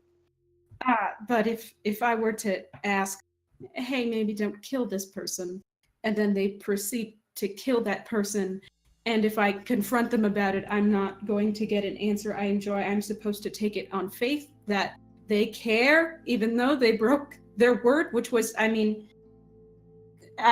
can't unkill someone. It's not like you can go back. Look, a couple nights ago, I asked you guys not to go into that warehouse, and Dinah promised me, and it was my word to the prince that you guys weren't going to do it, and I was going to fight it, but it happened, and she made that decision, and she broke her word to me, and you guys went and did something I didn't like, and it's just a different game when you come up to our level. And I'm not trying to talk down to you by any means, but sometimes words get broken at this stage, and you kind of just gotta roll with it. If you want to hate him and never speak to him, I understand. If you want to go running and never be in this group because of it, I understand. But it's Theo we're talking about. You didn't join and become friends with him thinking that he was going to listen to every rule. That's who Theo is. Theo's never listened to anyone's rules. No, that's true. It's just he does a lot of what he wants, and I haven't asked him for anything. Except don't murder this person in my hospital. I didn't even say ever. I just said not where I work, please. And he couldn't wait. I thought you guys were masters of patience when you're at a certain age. Well, some of us are, some of us aren't.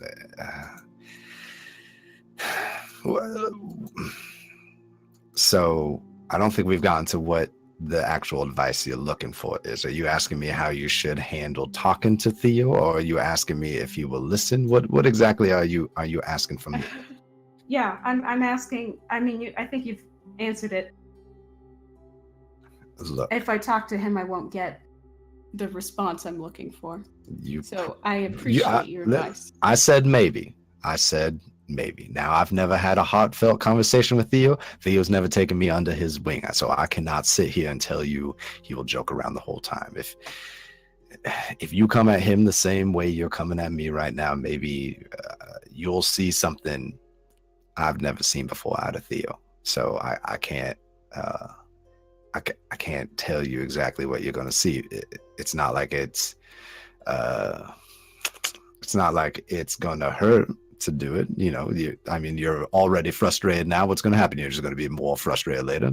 So they're feelings. You can handle it. But all I'm saying is maybe not get your hopes up that you're going to get like a deep, heartfelt apology, and just be prepared for Theo to be Theo is all I'm saying. You understand? I appreciate the advice. Of course. She will like pat his shoulder a couple times and then like nod for them to go back to play Mario Kart and like lift the spirits a little bit, or at least her own. For sure. And he'll look at her awkward pat and then like pat her back mockingly on the shoulder. All right. Good scene. So, Theo, you're still back at your place right now with Garrett, but he essentially just leaves you the information for where to meet the general. And it happens to be... I found it. The docks by Inner Harbor Navigation Canal. So, it's basically not fishing docks. It's, commercial docks. Just a small office building there. Other than that, though, Garrett is going to suggest maybe a little later that evening so he can tell the general that people are going to be coming, and he'll exit himself quietly from the building. He's a vampire, right? Yes, Garrett is, because he said he was talking about his Yeah. That's right, he was. I'll sort of kind of hold him back real quick, not letting him leave so quickly. Hey, look, you can feed around here. And I'll kind of give him a rough outline of well, he should know anyway. He's been in the city long enough. Listen, you're allowed to feed on my domain. You might want to keep out of other places. At least you have some protection here. Understood. I mean, I keep pretty tight eye on this area, so if anyone's looking for you moving through, I can try to help.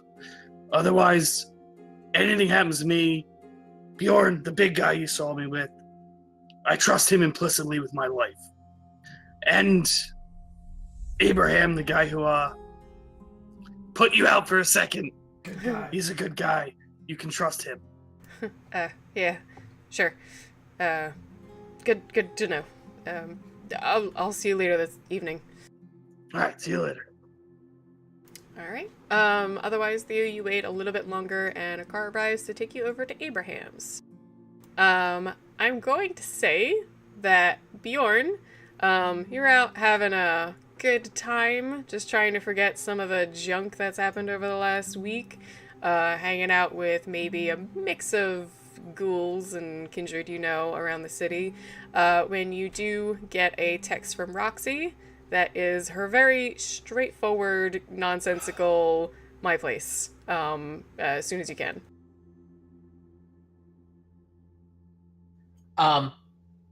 Equally nonsensical response of K. Good. At that point, we'll pick up with Bjorn in a minute, but let's take a break. So as usual, Kidding? Give back to me, and then you. I'm just kidding. It's a cliffhanger, sort of.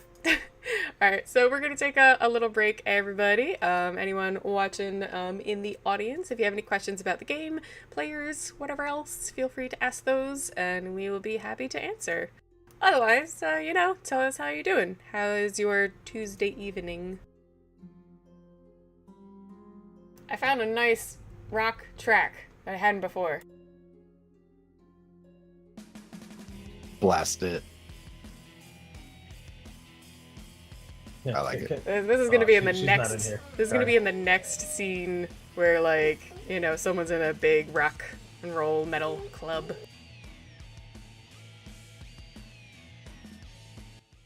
I have that mostly down though. It's pretty. I was trying to find some more ambient tracks, and I came across this one. I was like, well, great, I'm going to add that to the list, but it was so much louder than everything else.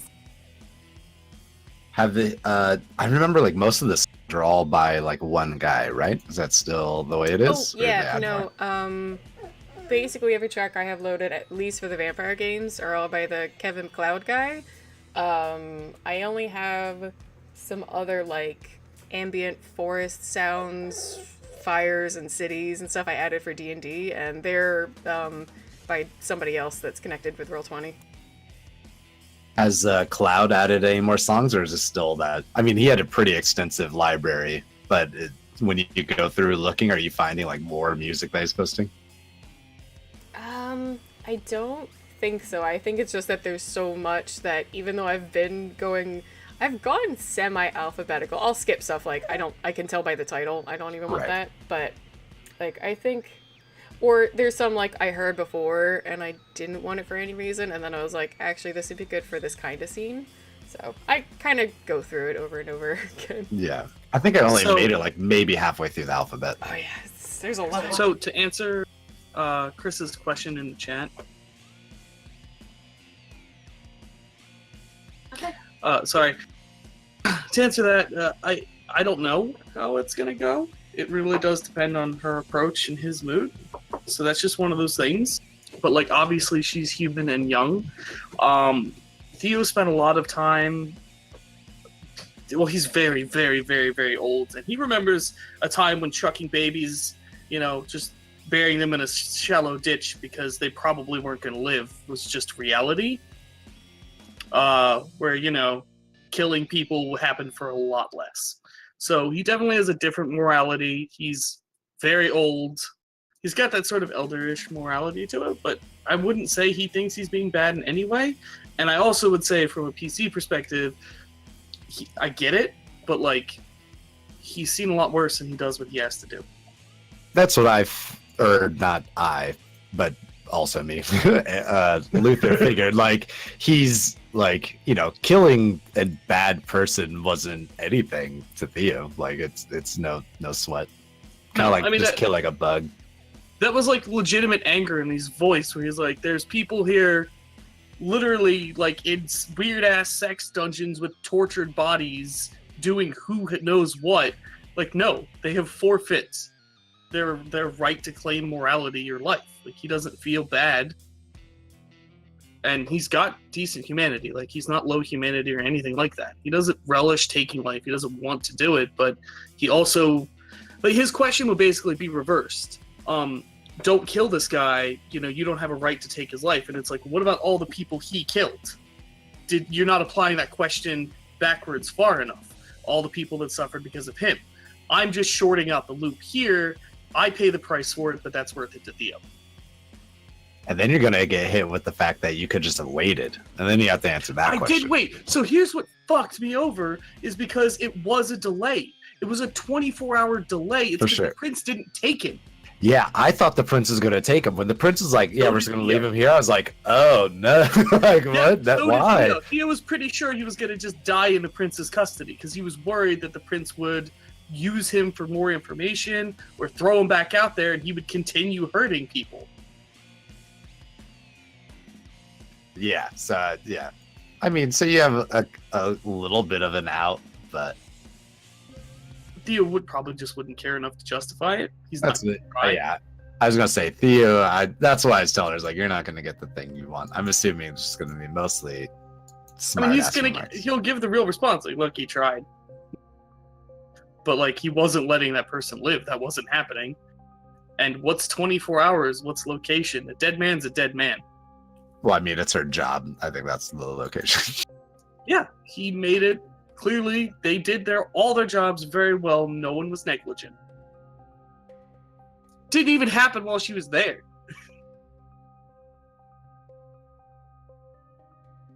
All right, guys, she's back. Rude. A little bit. I thought you were the soft-hearted one, Luther. Luther is.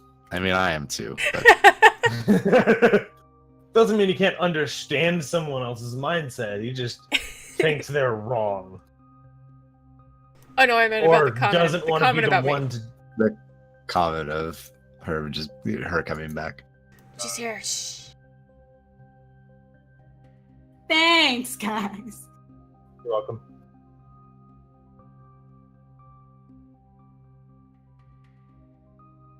Any other questions? Yeah, we can take another, 30 seconds, minute, something. I am actually curious. Theo is on such this weird edge of he's trying to stick out an olive branch, but he's I can't just tell Rebecca we're going to meet the general of the Order of the Phoenix. Which Theo Phoenix will... Society. No, Theo. It's Theo. I know. You're lucky he doesn't say the Hufflepuffs. My favorite part is I didn't write that, and this book's some 20 years old, so it probably felt a bit cooler when they wrote it. I was like, this kid is No, yeah, Theo was just oh. Well, that's why I was no, like I said, Theo was genuinely enjoying it. He's please tell me we get code names. I want to be Dr. Biscuit. Let's go. Dr. Biscuit. That's a good code name. It's pretty solid. And then Bjorn would be I'm what's going to mine? And warn you're you like, right Doggo. No, I'm going to warn you right now, Dr. Spot. Biscuit is not in any way, shape, or form a medical professional. Do not let him convince you otherwise. He's a quack. He would try quite a bit. Come on, I'm a doctor. Shows up with an aquarium of leeches. I swear it used to work. They don't call me Dr. Biscuit for nothing.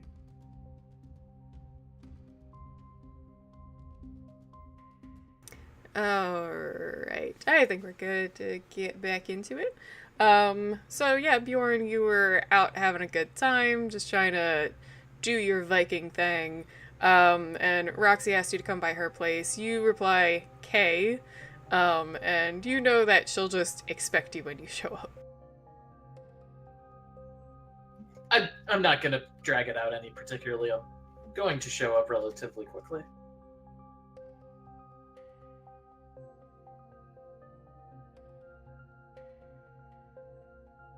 So you arrive at Roxy's small apartment. As I've mentioned before, she doesn't keep a lot of furniture. She, probably the most abundant thing in her apartment is CDs and vinyls, and a good selection of paperbacks. Otherwise, she only wants a place to sit and read them and listen to her music. But when she opens the door, you actually see both her and Laura. So Laura's already sitting on Roxy's couch. Now Laura, you'll remember, is one of the other very, very few permanent gangrel residents of New Orleans. You, however, know that her and Roxy have a slightly strained friendship, because Laura tends to stay close to the prince and his quote-unquote family, his little council of people, whereas Roxy doesn't tend to agree or really like the prince.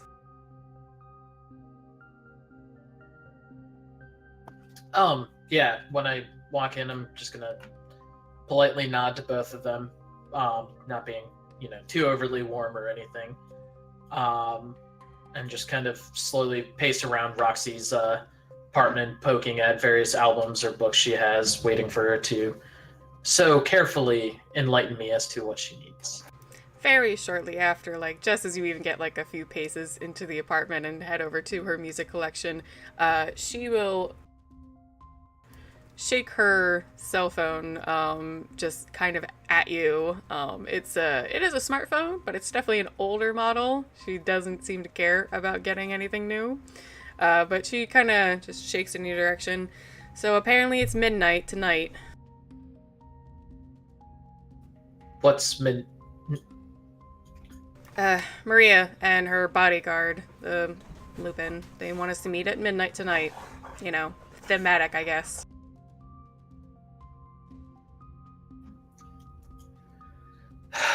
Well, at least we understand they're eager. I mean, that doesn't particularly give us much time to get there.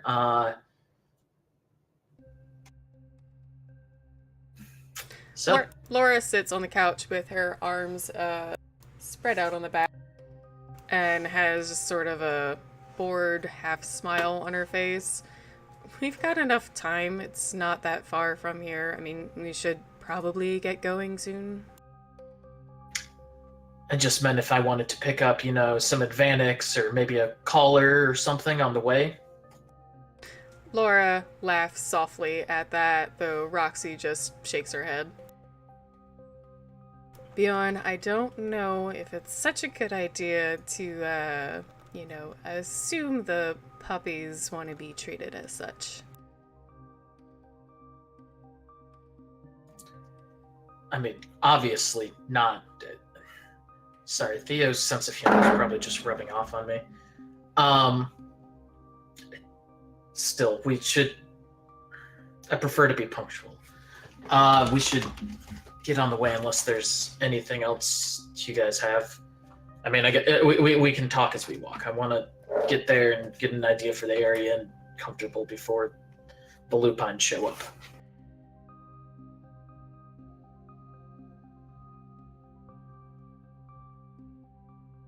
Roxy nods at that. No, I agree.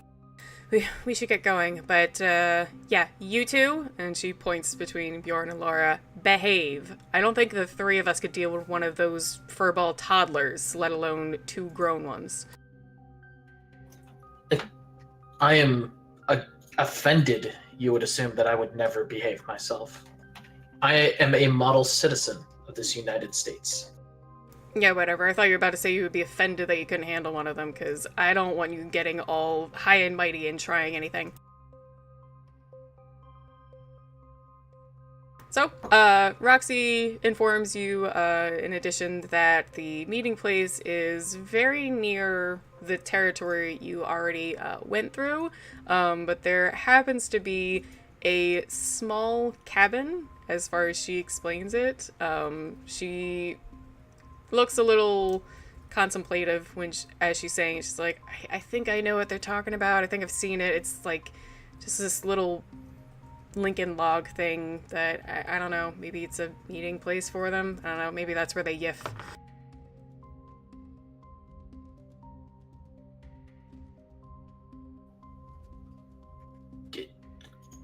I'm sorry. Do you speak English? What? Oh, no, I forgot you don't use the internet much. Anyway, not important. Let's go.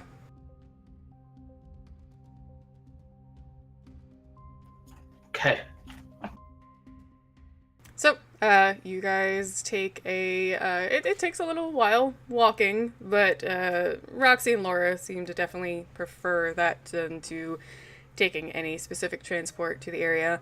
And as you arrive along this wooded tree line that starts the Lupin territory you traversed the other night, she looks down on her phone and seems to be following some written directions, and you finally find what looks like just a very small little wooden cabin. It does look like handmade by one person that could barely fit like a cot and a table.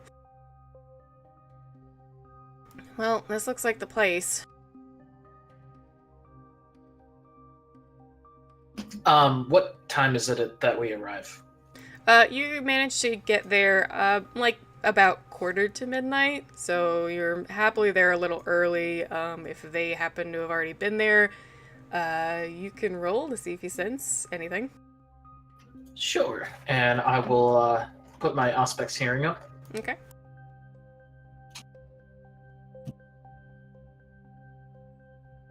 You can roll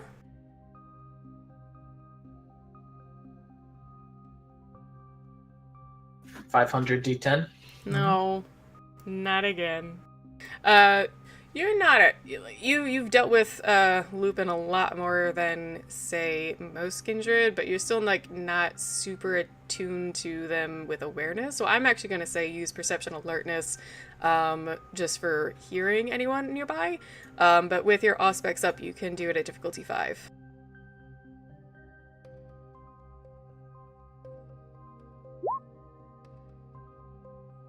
And that'll be 4 successes.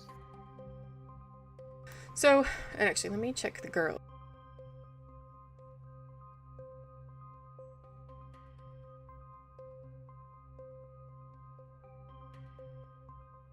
I didn't bother with sheets because they're all in the book, but now I gotta go scrolling for them.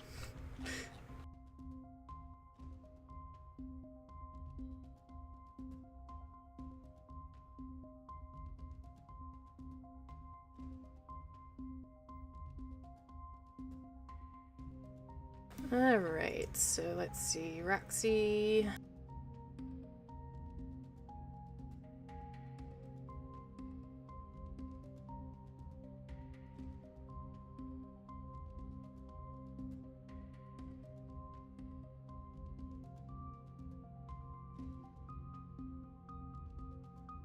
Not bad, Roxy.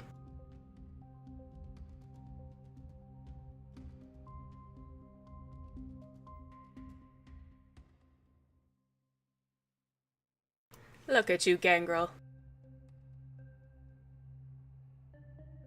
So, the three of you stand outside this wooden cabin, listening closely to the dark woods around you. Good choice on the hearing as well, because it is basically midnight out in out in the woods. There's only like a bit of light from some nearby freeways, but the rest of the light pollution in the city doesn't give you much from the moon or the stars or anything like that.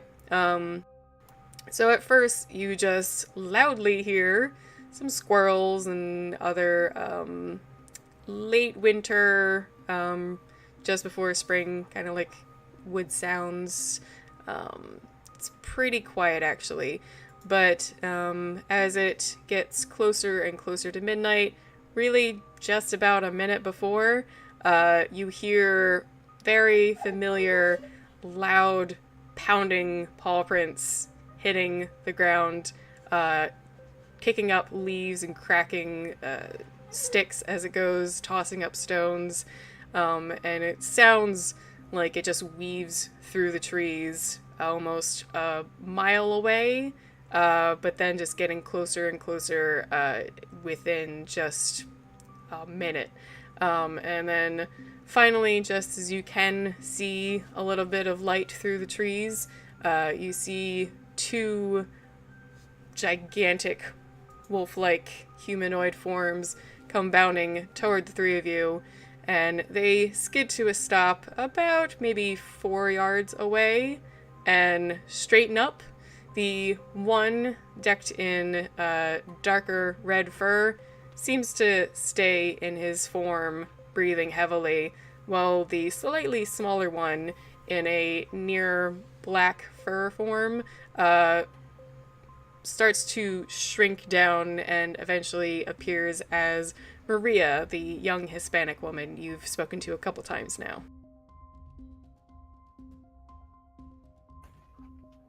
Evening, Maria, and you have to excuse me, I can't quite remember your partner's name, but thank you for meeting with us tonight. Roxy, standing to your left, looks completely on guard, a little nervous. Laura certainly looks shaken, but almost a little excited. She kind of finds the view very interesting. Maria, takes in a deep breath and lets it out, seeming as if she's just enjoying the cool forest air, and says, "His name's Chase." And she looks over at him a little annoyed. "Come on, we're supposed to meet and speak inside there. You probably can't even fit through the door." So the other Lupin growls a little bit, but slowly shrinks down back into his still large for a human form, rather muscular with cropped red hair. When she gives his name as Chase, Bjorn will give him, a half little bow and just, "Chase, pleasure to meet you as well. Pleasure to see you as well." He folds his arms, but gives you a curt nod. Maria points a hand out to the cabin door and says, "Please, it's small, but there's enough room for all of us. I think it might be nice to not stand around talking about clandestine topics when, the squirrels might hear." Bjorn will almost put on this mock face, just like, are the squirrels can hear? Should I be alarmed?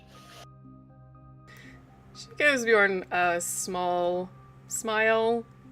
Chase remains pretty stalwart, but Roxy shakes her head and says, "Yes, please, let's," and you can tell she basically stops herself from saying, "Get this over with," and then just starts walking straight for the door and opens it, but leaves it open for everybody else to walk in.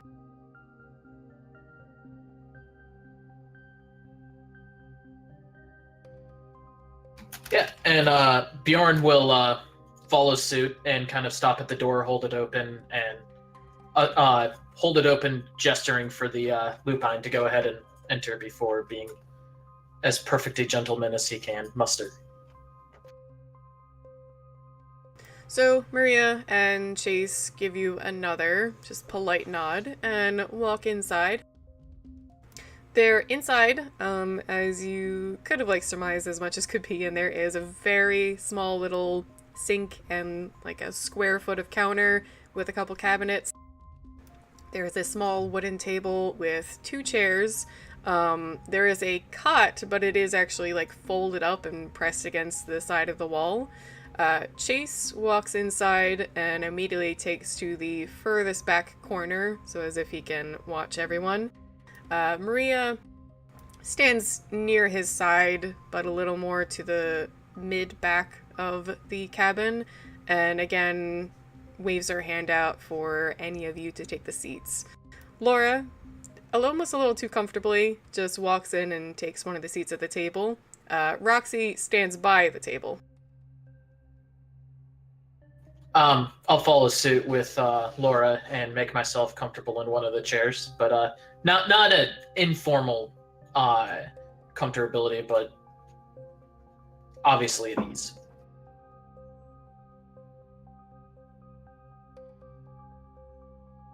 Maria has a bit of a pause, and there's definitely a thick, heavy awkwardness in the air between the 5 of you. But then you see Maria shake her head. Well, might as well just get to it, I suppose. My friend and I, we didn't know Jared particularly well. And Jared is Roxy's sire, the ex-gangrel leader who the prince had executed in belief that he was part of the prince's coup. Ex-prince's coup. But our families were. So we've come to understand that some of your kin in the city are at least the most trustworthy when it comes to deals between our kinds. And while Maria had said she was going to get right to it, you can tell she's kind of still dancing around the topic. Roxy, you see her avoid rolling her eyes, and just shifts a little uncomfortably on her feet. Yes, of course, Jared, friend to everybody. What is this about? We're doing you a favor for access to this territory?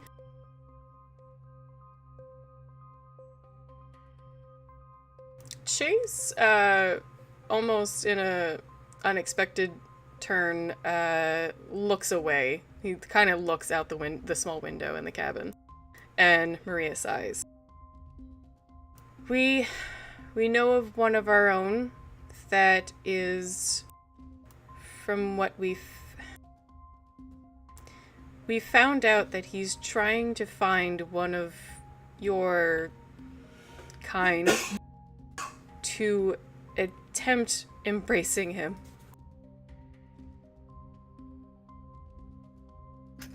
I'm sorry, that this is out of character. Can you repeat that phrase, because it's not quite making sense in my head? Maria said that they have one of their own looking for a kindred to embrace him.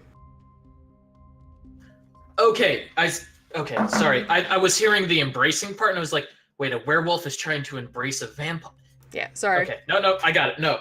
Lupin don't know kindred, or even if they do, they won't use that word. Like, they won't call you that. Okay, I'm sorry. Keep going. Roxy and Laura definitely looked rather shocked at that. Laura immediately speaks up. Can that even happen? Roxy looks just a little disgusted at the topic.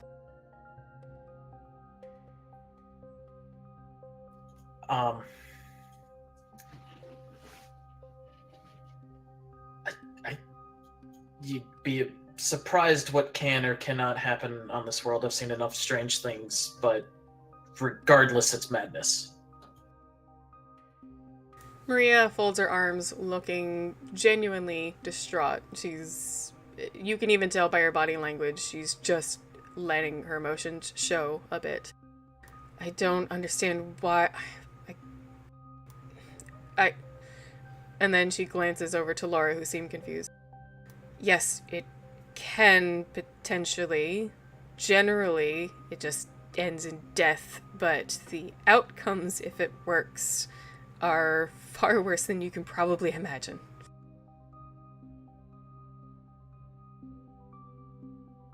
Regardless, the word we would use for this is abomination one way or another, and I don't think either of our kinds particularly care for something like this to exist. No, and fitting word, honestly. Roxy nods at Maria. Yes, it is. So, what do you want out of us? Like, what are we supposed to... You want us to find him? What? I don't... Maria sighs a little. What I'm asking is... We're, of course, trying to find him. We haven't seen him in a little while.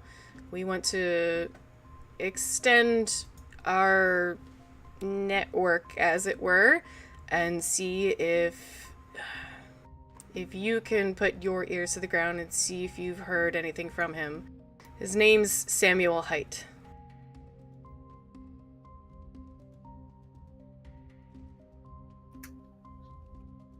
And is that a name I've heard before? I feel like I've heard it before.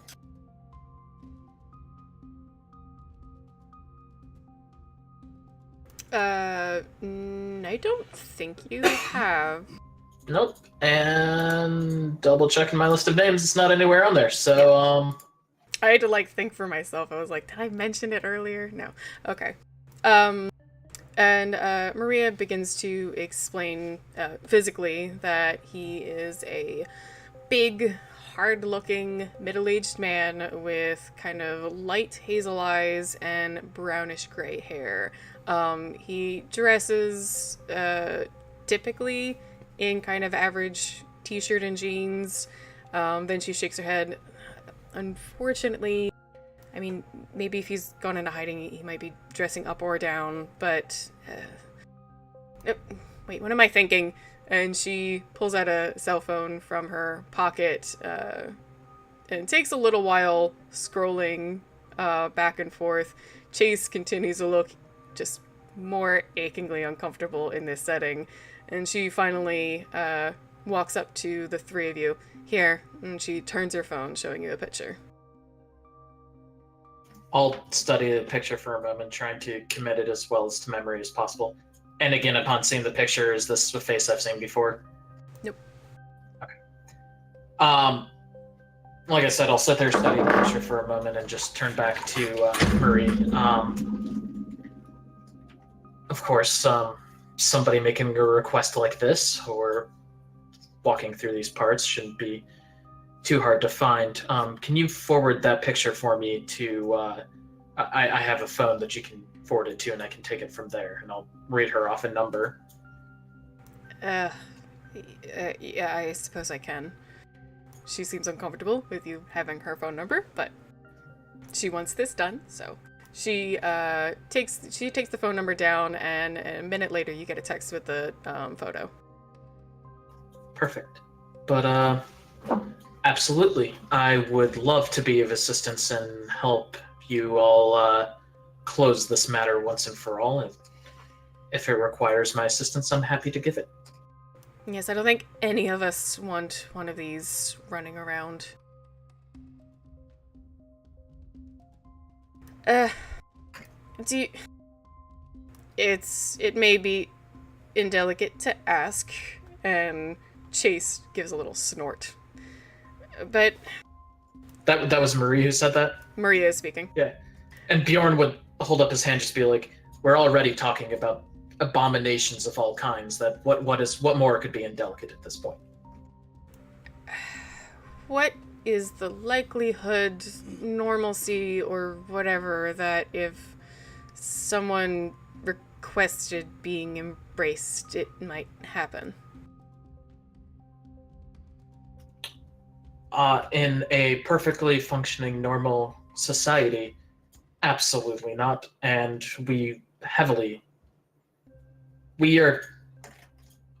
our kind is very careful about the way we choose to expand and grow.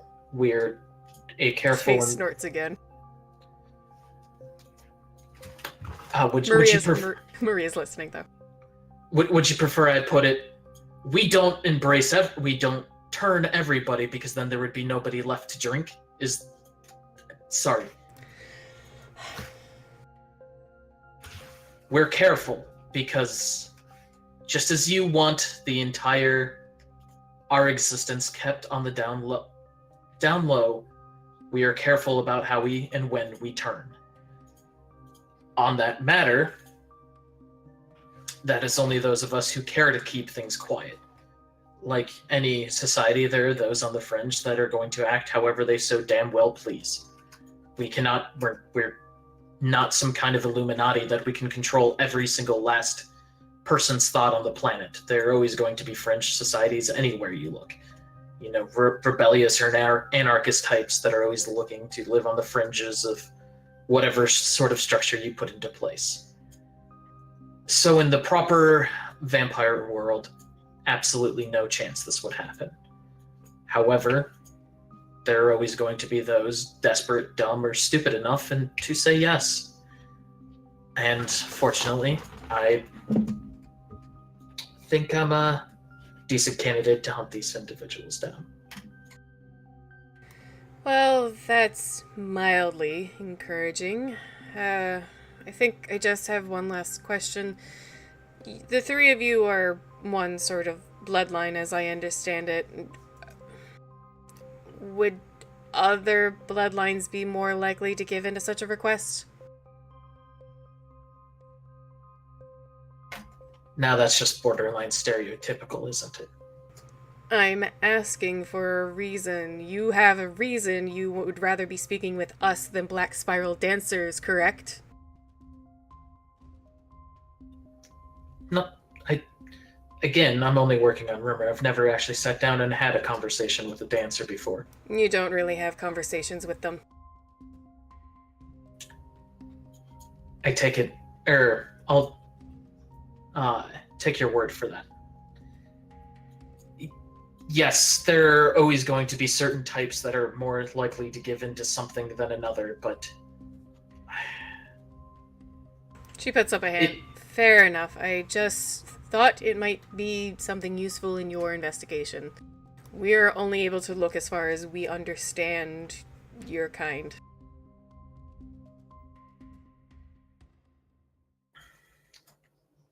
I appreciate that, and I'm not one to bullshit. So when I say I'm going to handle this, I am going to handle this. And you're fortunate, and take comfort in knowing that this does involve kindred matters in of itself, and isn't simply a request for your kind, because it's personal for me. something like this needs to be dealt with, and regardless of whether I would be getting some sort of favor from you two, I would be handling the situation regardless.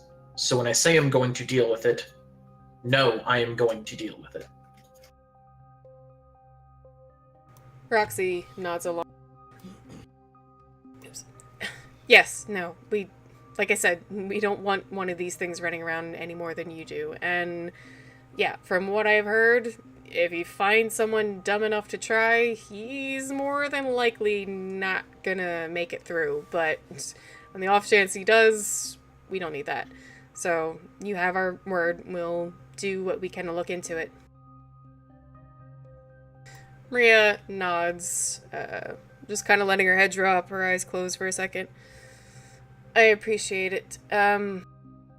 Well, I'm sorry, what were your names again? Excuse me. I'm Bjorn. Roxy and Laura with a soft little hand wave. Laura. Maria nods. Maria, Chase, as I mentioned earlier. Bjorn, she says, looking at you, her tone a little more uncomfortable. Please feel free to contact me with questions or information, but otherwise, just limit your use of that phone number if you would. I'll save it for a rainy day. Mm-hmm. Well, I think that's everything.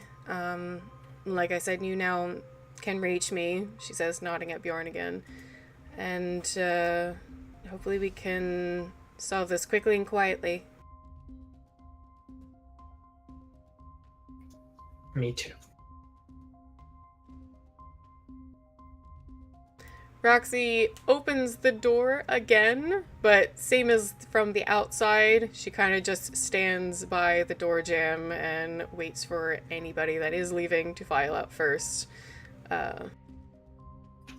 If the lupine are particularly eager to... They stand still. Oh, then Bjorn will get up, straighten his jacket, and just start walking out into the night with not really so much as a further word. Kind of from your peripheral, you can see Chase, one hand, pick up the cot and, like, shake it open like shades and set it down and then sit down on it. Laura, kind of the slowest to get up and leave. You even see her, like, look back in interest, but she closes the door behind her.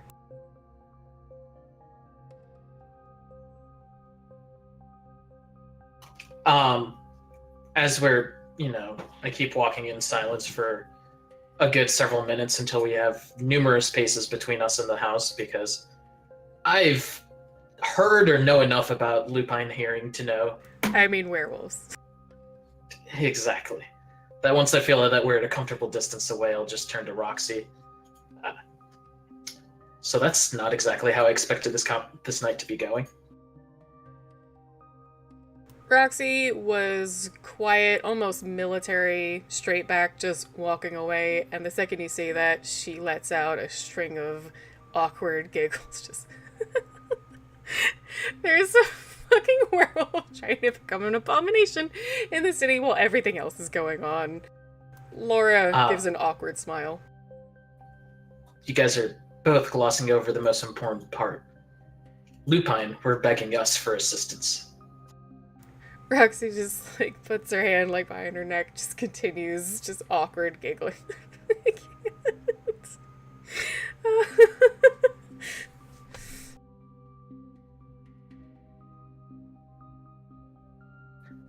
Regardless, Roxy, have you heard from Uriah recently? If there was a kindred stupid enough to do something like this.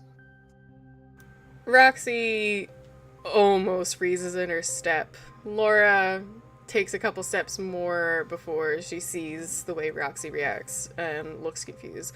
Roxy looks at you with wide, upset eyes. Fuck. No, I haven't spoken to him recently. Okay, that is priority number 1. I thought so as well. Look, Uriah doesn't really like me. I think you need to try and get in contact with him. Last time I tried to meet with him, I got nothing.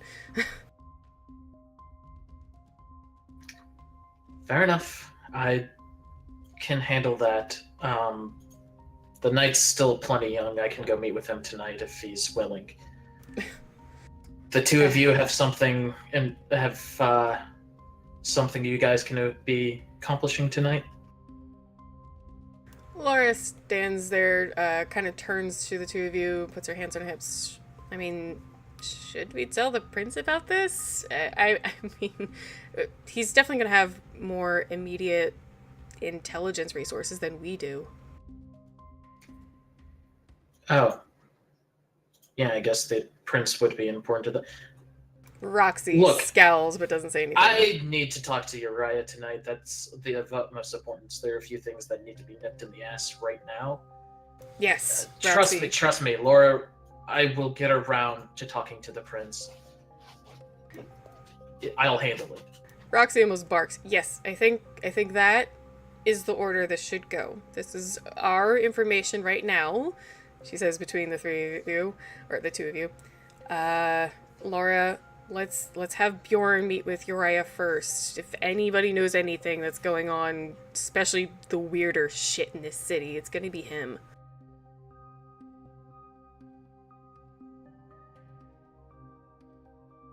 Laura puts up her hands, kind of defeated, like, okay, I just figured, if anybody else could check about weird people in the city asking about embracing, be the prince. If the two of you could do me a favor and think about anyone you know, particularly on the thin side or desperate or stupid enough to be doing anything, for whatever reason they're desperate. We all know how one thinks when you feel like your back is up against a wall. If you can think of any individuals, you can contact them or anything along those lines in order to start closing this net in. That would be much appreciative. They both nod, and Roxy says, yeah, no, I'll get in contact with some of the skis balls I know around town.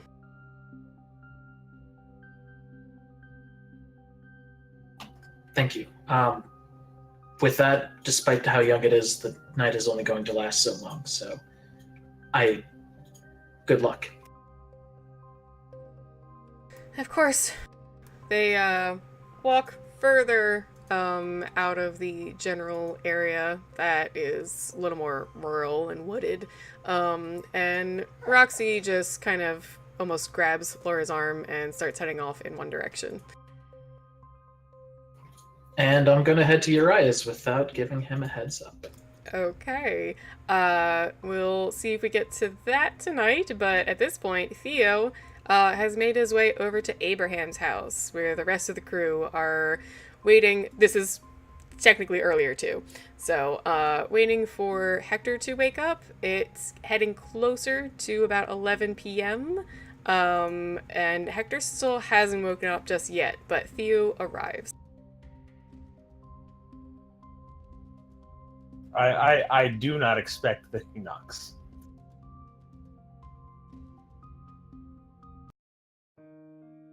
Oh. Yeah. No, he doesn't. He'll probably... He walks in right as Luther is doing his 1800s I-1 jig around the room. He would just look at that and be like, well, I'm in the right place. This seems sufficiently awkward. I'm sad you learned the shortcuts. Well, I mean, it's a driving game. I drive a lot. It's no, you guys shouldn't feel bad about how badly you. Oh, thank you kindly for that. I did You feel are so bad gracious. before, but I feel a little bad now. Yes, you are so gracious. I don't know if I'm getting worse or what the hell is happening here. But hello! Hi, Theo. Theo, I'm glad you made it. We were just playing video games. Ah. Is it one of those stupid things you keep trying to get me to try? I promise. Baseball was not stupid. Listen, it died after like 100 years anyway. Fuck it. They still do it today. I'm pretty sure they're still playing that, Theo. There's no Super Baseball, okay? That is correct. I'll stop talking. You are right.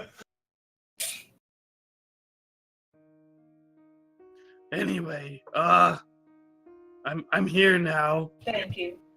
Where did So, let me just cut to started business to then sleep. straight. Let me cut straight to business then because I have a feeling he's going to wake up very soon.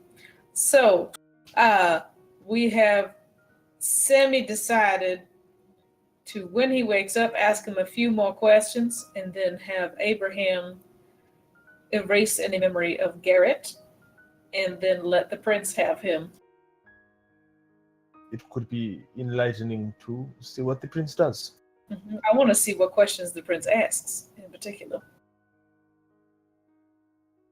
I simply feel he is too much of a resource to simply give to the sun. If I let him go, he'll probably be killed. So, I mean, to be honest, that's actually pretty fucking clever. I didn't think of that. Especially if we can, like, tag him, give him to the prince, see if the prince puts him back on the street. That's some mafia shit right now. I like this. Tag, how do you suggest exactly that we tag him? I do not. I have seen these movies. I do not know how it is done. I don't know. I was told not to touch the camera because it was tagged. Oh, you mean Magic. can you? That That's an idea. RDDR. Whatever. The radio. Yes, I do not. Again, I have seen these movies. I do not know. Like a satellite thing, No. Wi-Fi. I don't know. We can also make sure that we are in the interrogation room with the prince instead of him just taking him away, because he is in fact entranced under me. So I can at least try to use that as at least a little bit of leverage. But, Especially if it's the bot. mhm. Then we basically need you to be in there. No offense, but I wouldn't expect the prince to be up with NATO interrogation techniques. That's all I'm saying. That might get messy. I think But he he has did offer for me to interview that he is somber they venturing. dragged out of the basement. He is a Ventru. I'm sure he has some measure of Oh, this is dominate fair. without having to resort to other tactics. But I hate to ask, Rebecca, because I feel like we always ask you for magic things in ignorance because we do not know what you can do. But if they put a tracker on you, is there some way to put a tracker on him? If they end up letting him go, it would be nice to know where he is. We've done the tracker before. That's how we found the That's technocrats. right. That's right. How do you found the what? I didn't hear that. The technocrats. Ah, right. Would it be possible for you to put a tracker on Hector? Sure. That way, if the prince does end up letting him go, we can still keep our own eye on him. Or if he keeps him. Mm-hmm. If it is all right with you, Rebecca, I would not want to impose or assume. No, I appreciate it, Abraham. And Dinah too. Lead the way. Well, he's still asleep, so I guess better now than later. Which is concerning. Yes. How much? Generally, if I can explain a bit, I don't know how much about this you know, but if one of us is asleep longer, and it's not always the case, but generally, that means that they have given more into the beast, the inner beast, than others if they sleep later. What time did you wake up tonight? Is that an appropriate question hey, to ask? Hey, Spira. Yeah. What time did I wake up tonight? You have 7? Yes. Then you wake up just basically as the sun sets, so whatever season it is, with it being late winter, probably 7. Like, so the sun is like almost fully set by like 6:30, but like it's still like a little bit like, you know, your clock is working over. So 7 is supposed to be standard humanity. So that's what when you'll wake up, like the sun's basically set. 6 might sleep a little later. You're not that far with the beast. It's when it's like 5 and below that it starts affecting you. So if he's waking up, what would an 8 humanity wake? Like, am I just like chilling in my room because the sun's still out? No, at 8 you'll still need the sun to be set, but there could be like maybe a little orange on the horizon. You might even like know to like not necessarily open your blinds right away. It might be a little warm for you. But like 9 and 10, 9, I think you can have an easier time being awake while the sun is up, even like during the day. It's still difficult to do things. I think you get like a negative to your dice pool, but it's easier. 10 is you are actually like a saint. So that's if Golconda exists, which in the canon it's written as it could or could not, depending on your interpretation for your game. But if Golconda exists, that nirvana where you actually could get complete control over your beast and like don't really need to feed almost at all, the sun doesn't really hurt you, you have to be 10. I think maybe 9, but like you have to hit 10 to get Golconda and you can't go below 9. That's my goal now. No, we're not doing Golconda in this game. Only Golconda run, everyone. Let's do it. I would be okay with that if that was the setting of the game, but I'm not throwing it into a random game. This isn't a random game. This is this game. This is the game. All right, but yes. So about 7, I believe, around sunset. Dinah? I didn't hear what you said. I'm sorry. She originally asked Dinah what time she woke up this evening. Oh, I don't know. You're 6? Yes. Yeah, okay. You'd be a little later after sunset. So if Abraham said 7, you'd be like maybe 8. About 8. Like I said, it's not 100%. But if someone's sleeping this late, it is an indication. Without top or a stick is a worrisome sign. Yeah, it's about 10:30. Is he alive? I mean, as alive as he can be. Is he still with us? Let's check. I was about to say that did anyone check up on him today? I did earlier, I thought, before we all came out here, but it's been a minute. Let me go look. Oh, what a twist would it be if he left? When we were playing video games, he just What a twist! I would make you guys at least roll like perception to hear a door open. No Thank perception. He's gone like Batman. They're too busy screaming at the Mario Karts. I'm bad. I mean, to be fair, how much do you notice what's going on when you're screaming at the dumb bitches you play with during the Mario Kart? I will have you know, Abraham didn't scream once. He's playing Mario Kart wrong. He was very quiet as he drove into 3rd place. Alright, so, Dinah, are you taking the lead on going to check on him? Yeah. Okay. I mean, he's my fuck up. So you go fuck, to that's the not room that Abraham tucked him away in. I got a knock. Just open the door. Sure, I'll knock. After you knock, you hear a kind of tired voice say, yeah, you can come in. Okay. So I will enter. Abraham, did you actually put him on a bed or just, like, throw him in a room? I'd put him on a bed. Okay. Not in, just on. Yeah. So, Dinah, you open the door. It's very dark because none of the lights are on, but just a little bit of light coming in from the rest of the house, and just in general, you being a kindred.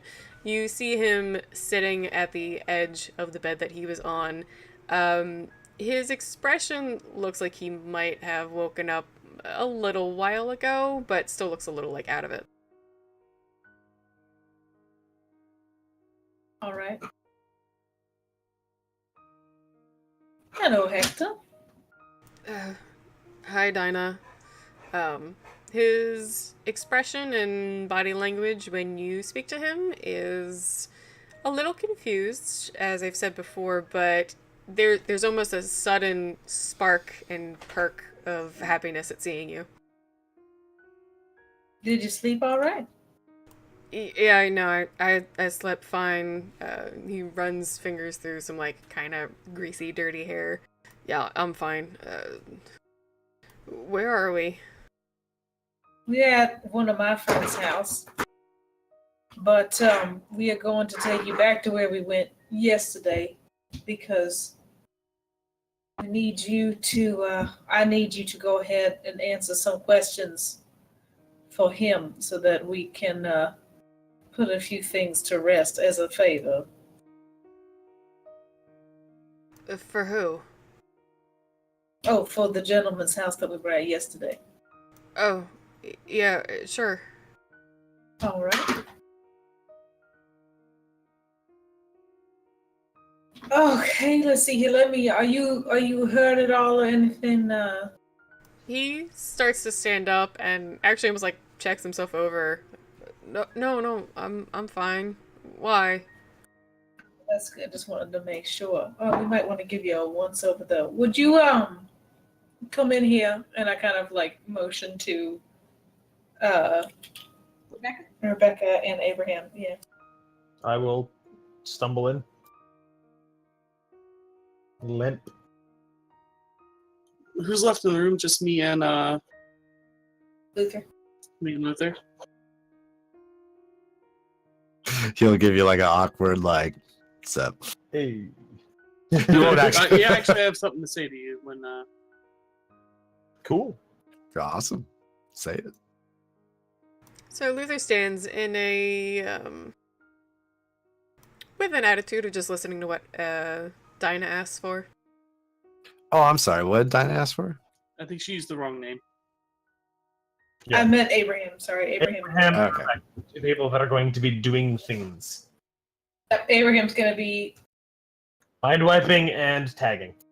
Like those are the two actions that are going to be performed. Actually, Theo's just gonna interrupt real quick. Like he's gonna like see Rebecca, like, or not Rebecca, Dinah. You're like leaning into the room. You're not like fully standing in it. Like are you up? You know. Yeah, sure.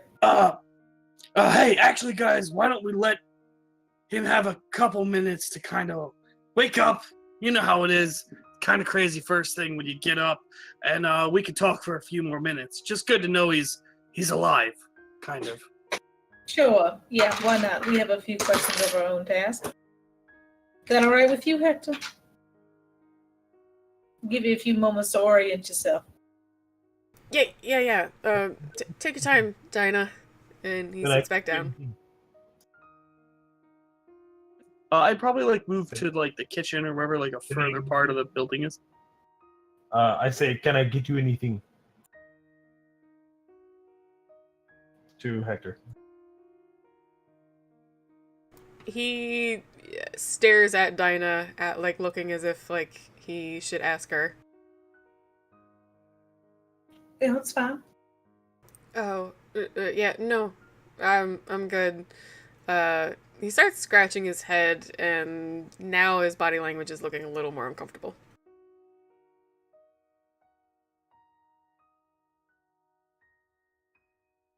All right, then we will go to a couple of rooms away.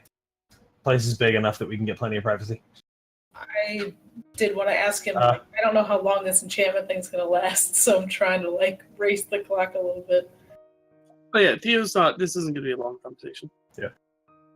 I'll have Mercury let me know if things change.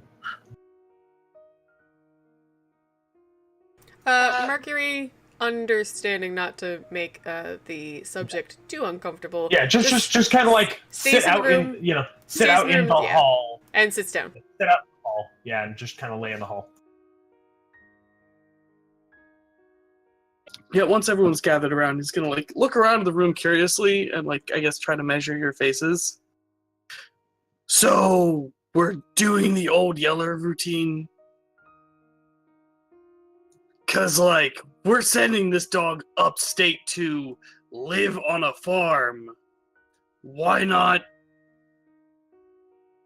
I mean, what's he gonna tell the prince that he hasn't told you? The prince is I don't probably care gonna what he do tells the prince. What I care is how the prince reacts. If the prince wanted him, he'd have him. You're not hiding him, are You you? did not. No, I You brought him didn't there yesterday. He specifically didn't know who he mention was. him yesterday. Mm-mm. I don't think the prince knows that he exists. I thought he went with you. Sorry, I must. He did. He did, but he didn't introduce, and the prince didn't ask. We never said anything. He never asked. So Last I checked, Prince trusts us. We interrogated him, turned the evidence over. You're essentially putting the dog down. I'm fine with it if that's what you want to do. But he's never leaving alive. Probably. Maybe. I just want to see what the prince does. This man was he might joyfully torturing other people. I don't particularly care what happens to him. Also, I mean, we give him to the prince and he dies, or we set him free and his people kill him. So, I mean, what? Mhm. yes. Okay. So Theo, what are you suggesting? Anything specifically? I'm just saying the pretense is weird here. Want to make sure we're all on the same page. He owes to the prince. He's dead. We could do your magic, fuck up, scramble his brain a bit, make it so he escaped. Maybe he goes to the prince on his own. All his friends are dead. I don't know how to keep him from killing other people. That's a little bit of a moral fuckery. But as it stands, you've already asked questions in a way nicer way other people would. It feels like passing the buck. You're just asking the prince to kill him for you. Well, I'm okay with that. If we hand him over to the prince and the prince has his ruling and he says this man should die, then that's justice. That's the authority figure. That's what's supposed to happen. That's Or as perhaps, close to a police system as we can get, a justice system, if you will. On top of this, there is something to be said for possibly returning him back to his people.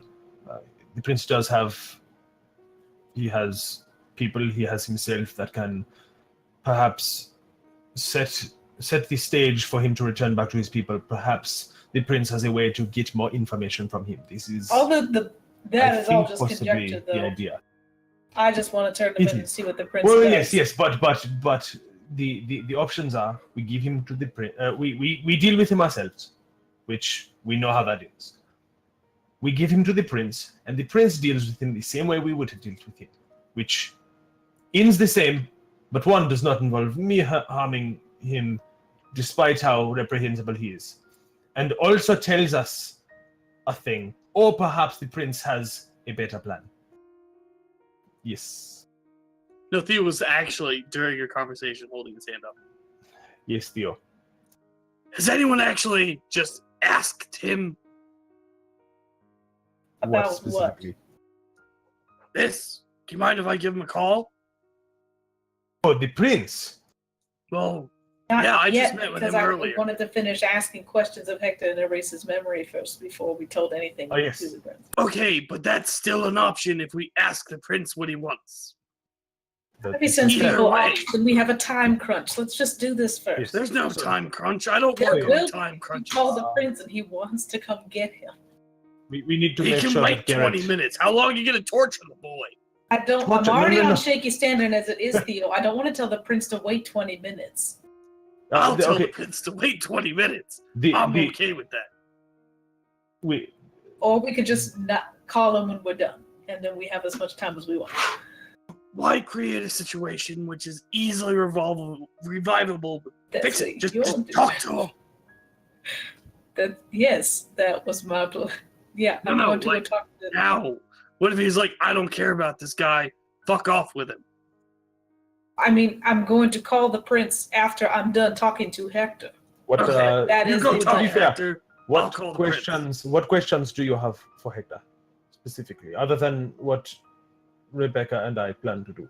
I mean, aside from, well, I wanted to ask him if he was a member of the Sabbath, for one thing. For a second thing, I wanted to ask if he knew the name of the person up the chain from him. Yeah, he's on the floor. Actually, he's in one of the prince's dungeons right now. We captured him. Oh, good. Okay. Well, So, to not be worried fair, about that. I do not know. I do not know how Rebecca. How long this task you are doing? How long would this take? A few minutes. Few minutes. At most. Then I suppose by the time the prince gets here, even if Theo calls him now, we should be done. Because I it don't is. understand. Am I doing this regardless of whether or not the prince gets called? Because what's stopping me from doing that now? It's not invasive. Mm-hmm. Yes, no, Yes. because either the prince wants him or he doesn't. Yes. So I Um, suppose him calling the prince now does not specifically harm anything.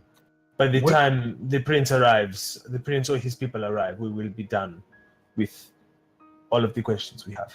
With the way the prince has been acting with this whole thing, I'm sure he's gonna want him.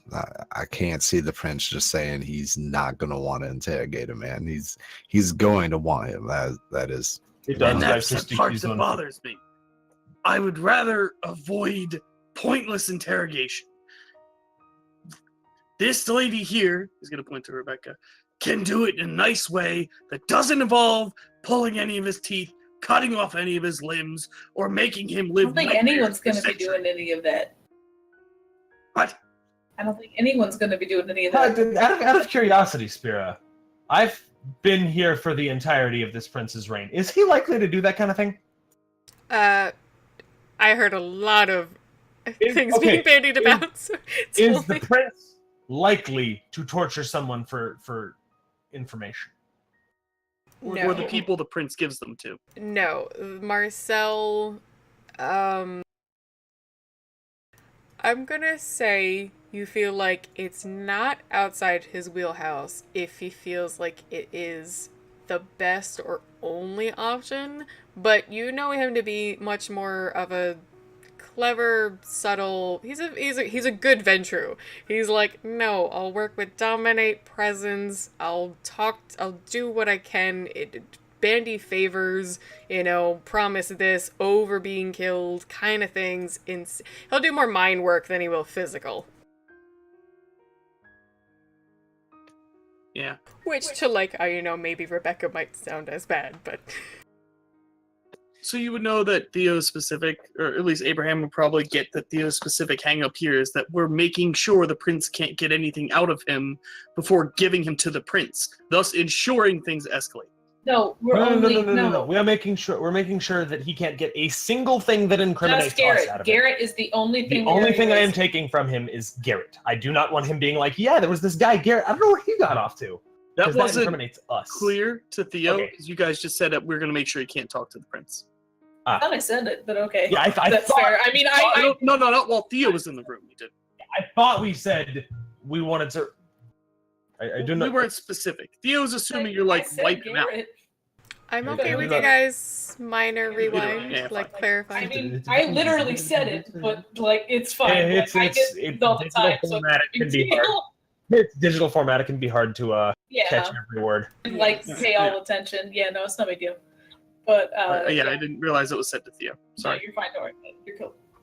Yeah. Then now your objection makes way more sense. I was just Oh, yeah, yeah. the whole time. No, like, why are you objecting so hard? I don't understand. No, Yeah. he thought we were just passing the buck, like wipe his Here's mind, this let him go get blank tortured guy, with no have info fun. and die. Yeah, no, sorry. Okay. Cool. Never mind.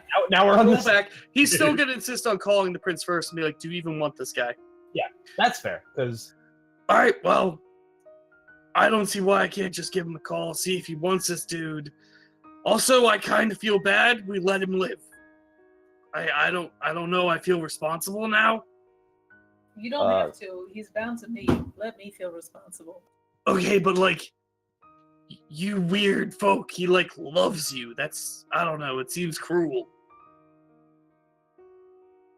Yes, but useful. the problem is he was still complicit with everything that was done. Mm-hmm. Sure, but he's not now. We altered the state of things as it is. No, he's still complicit. You should see the way he lights up when he talks about it. What exactly That's are you? disgusting. What are you suggesting, Theo? You're saying he's gone through some kind of change, and now we don't have to go through this, or what? I mean, it's Permanent. yeah, it's trickery, you know. I don't know if Yes, you've ever he's had Victoria, though. yeah, a Tory or a Ventrue fuck with your mind, but it's not permanent. It's not like he's changed as a person. It just, I don't know. I have an easier time killing villains while they're villains. I don't know if that makes sense. Making him love you and then killing him seems weird. I I do not think just killing him is the plan. As long as we're not passing the buck, I'm happy. I don't care. But I'm not going to throw my dirty work and fault myself, or I'm not going to say, hey, it's easier to let someone else kill him when effectively we're the executioners. If I it's don't going to be us, I'll do it. If we don't think that's going to happen, I trust you guys. We weren't asked to be I think asked to be execution. the idea with the prince is we remove his knowledge of Garrett, so he cannot connect that to us. And then we see if perhaps the prince can get him in some way to go back to his people, and get us the date of the next auction. This is, I think, the most important part, because the auction is where everyone will be. Yes, I wanted to ask him if he was forgotten. I wanted to ask him how and when they normally contact him. Because I think the most important thing here is to find out when the next auction is, because everyone will be there. Everyone. The whole thing will be there. And if we can get there, everything else hopefully falls into place, though, of course, no contact with the enemy and all that. Also, the prince hired us to be investigators, and we are investigating, and then we could just hand over all of the things that we have. We're not here just to execute everyone. I mean, he didn't even want us to go into that warehouse by ourselves. So look, he was going to have his hands on this man anyways. Let's give him what he wants, and we can move on to the next part. All right, let's. Yeah, I know. I've been trying to go. Okay. Rebecca honestly doesn't understand why she was pulled aside from this conversation. She could have done her thing by now. It's okay. Let's just go do it now. Yeah, it is. I'm sorry? You all heard in the back of your head that little TikTok noise. Yes. Yeah, it was good. He's gonna just text the prince, hey, do you want the rando from the other night? We brought him, but you didn't request to keep him. He doesn't know who he is. The prince doesn't know who Hector is. I know, but he's assuming the prince will figure it out with math. I'm even going to tell you kind of anachronistically, you're not going to hear back from him for a while. But like right now, you don't get an immediate text back. Let us, I suppose, deal with the beginning. I meant to say that so like you can continue your scene and you'll know Yeah. you're still not getting the text back. All right. So then I guess we start. Yep. Okay, so first, you go ahead and start working, Rebecca, and I will ask him some questions. What's he wearing? Like, you know what? Specific question. Is he wearing socks? Yes. She's gonna target his socks. That's a good one. All right. I don't recall the roll, so you can let me know. It is Prime 2, Correspondence 1. Yee. All right. Go ahead.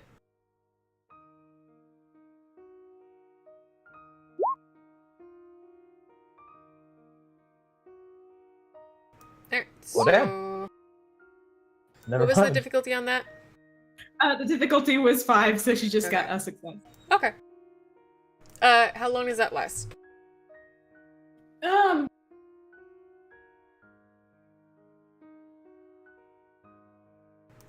If it's even like 24 hours, like you can feel confident you'll be able to figure out where probably he went at least next if it's on his haven.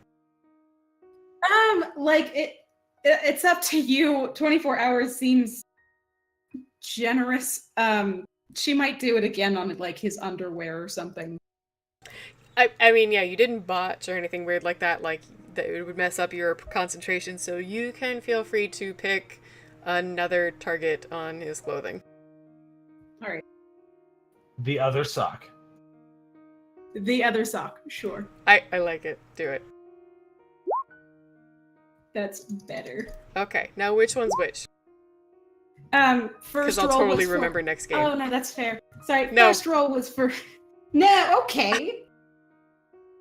I'm sorry, I was like, I could totally write that down, but I'll just remember one of his socks. I don't imagine him literally taking his socks off anywhere.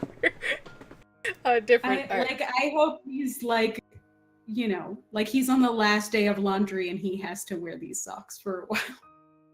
All right. But three, I will definitely say, you can expect that tracking will last for a full 24 hours, maybe a little longer, but you can follow it with either that night, next day, probably even the next evening, and hopefully find out where he went next if it wasn't hopefully home.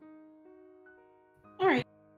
So for the duration of it, she'll be humming scales. And then when she's done, she'll stop humming and sort of stand up and leave.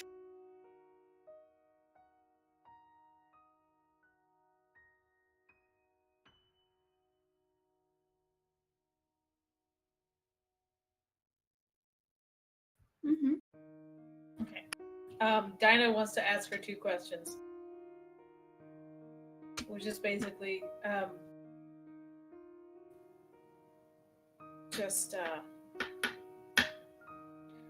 so we'd asked you about the auctions before, and you said you didn't get it until right then. How do they send you the information for that?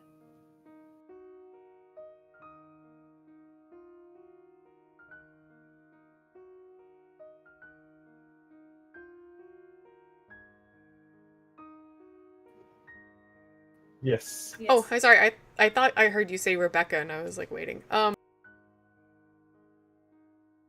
She asked him how he gets the information for when the auctions are.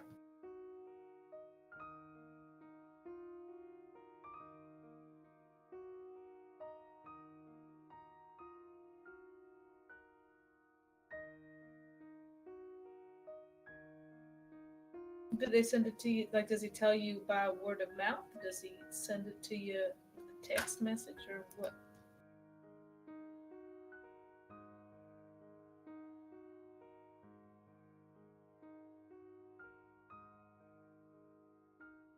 All right.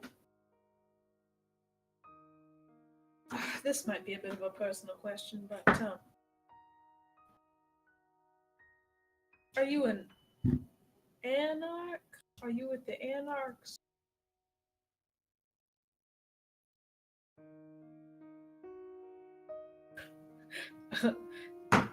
Sorry.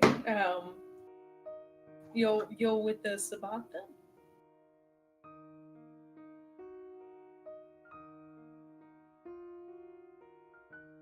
Are you a hopeful initiate? Oop, sorry. I didn't press the button right. Yeah, Luca found me. Is there like a regular place that you meet? Or was it just that warehouse?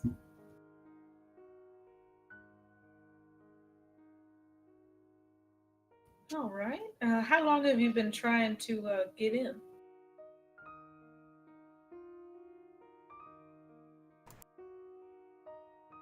Jesus.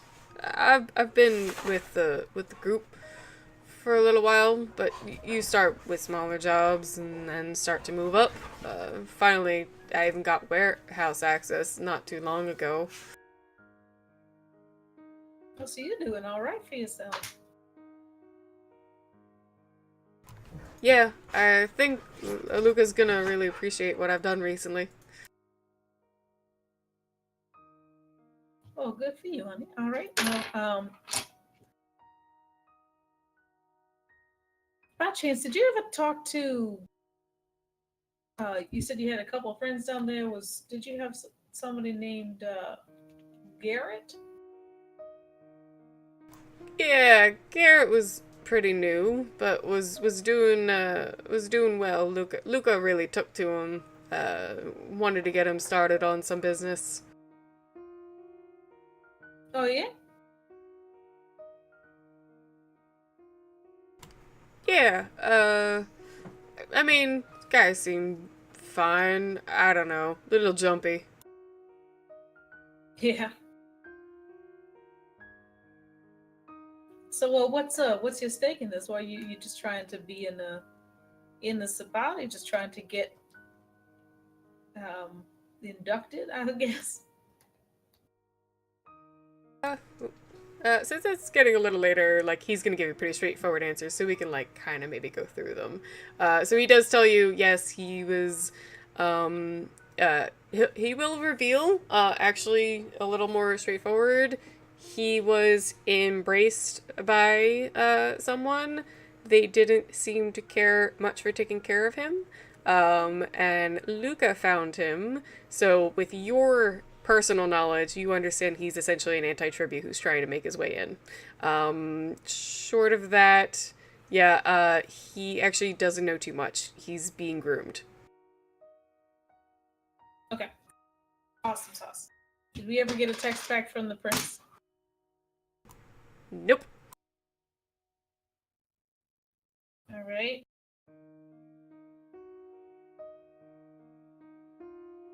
Okay, so we're stuck with this guy for a minute unless we decide to just kind of let him go, which I didn't want to do. Yep. Alright, yeah, so Rebecca has a good mark on him for at least 24 hours, which means if you... I'm assuming you mean, like, you instruct him to go home?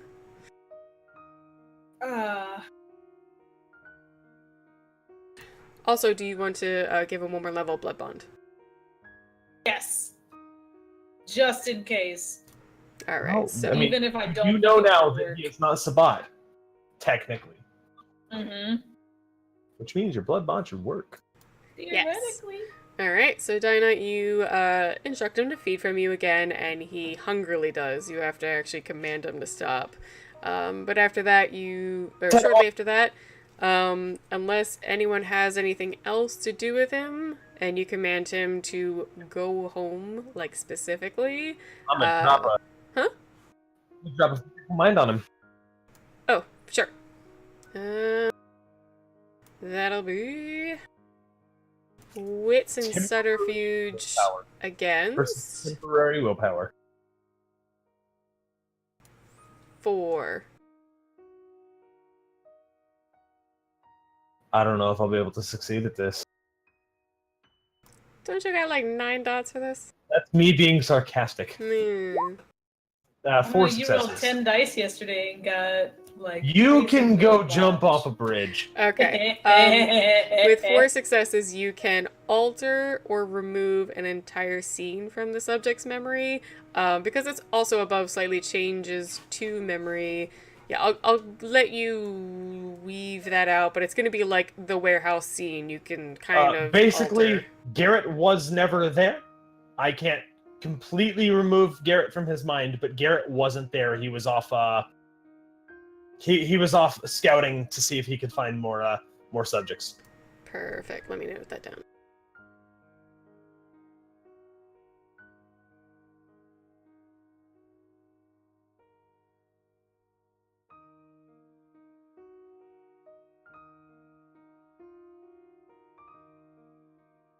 Okay. And actually, you don't even need to do anything. Hector doesn't know the other three are dead. What's that? I said, just fun fact, Hector doesn't know the other three are dead. Well, the other two are dead, and the one is in custody. He thinks they're all fine, because he was upstairs with you. What? Oh, well, I mean, that also is like a reminder to everybody, like, because But like, Hector... also, I was just in his brains, so For sure. Alright, so, Hector... can I? You know what? Yeah. I want to also just kind of fudge our faces a little bit. Like so he doesn't. Oh, sure. So you start to describe everybody, but like, fuzz some of the like. There was a hobo, and then there was this guy with So nothing like. changes, but he won't specifically recognize us as having been there offhand. Yep. All right, that works. He's gonna have to mentally piece together what the hell happened. Yeah. Eventually, Hector takes the command to leave and go home. And as you watch him leave Abraham's apartment, you see him stumble away like someone who's coming down off a weird high. Well, at least we can theoretically find him again if the prince does text us back. But I, for one, feel a lot nervous.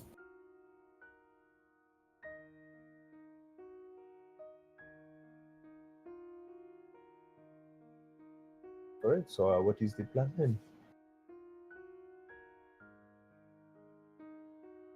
I don't know. Because we needed to get the information on when the auction was, and I don't have any other leads, so that was it. I mean, we do have a meeting with Garrett's general. Is this the first time you've mentioned that? Yes, it is. Yes. Okay. What now? Well, yeah. We're going to meet with the Third Order of Hufflepuff or whatever. Theo, can you just explain a little bit more, please? Did you just ask if I was making things up? No, Does I a man wasn't. who wears bunny slippers make things I wasn't Yes. going to ask that question. I've just. Yes, he does. Yeah, no, I totally call you out on it. Yes, he does. However, I do not think he is right now. Probably. No. Sorry, I thought I mentioned it earlier. I've talked to so many people today, it's hard to keep track. I shouldn't have had a meeting with Madonna. It's fine. We have whoever wants to come. Probably not all of us. That seems a little forward. But Garrett would like us to meet his boss, who's apparently a part of Slytherin or Gryffindor or whatever, and they're trying to save the city, and he calls himself the General, so this is really fun. Out by the docks in wherever it was. So this is a real group of people, and they call themselves the General and some kind of... No, they're the Phoenixes. Something Phoenix. I don't know. I couldn't remember. It was Harry Potter. I thought it was funny. And the guy calls himself the General, and they're working together to like save the city.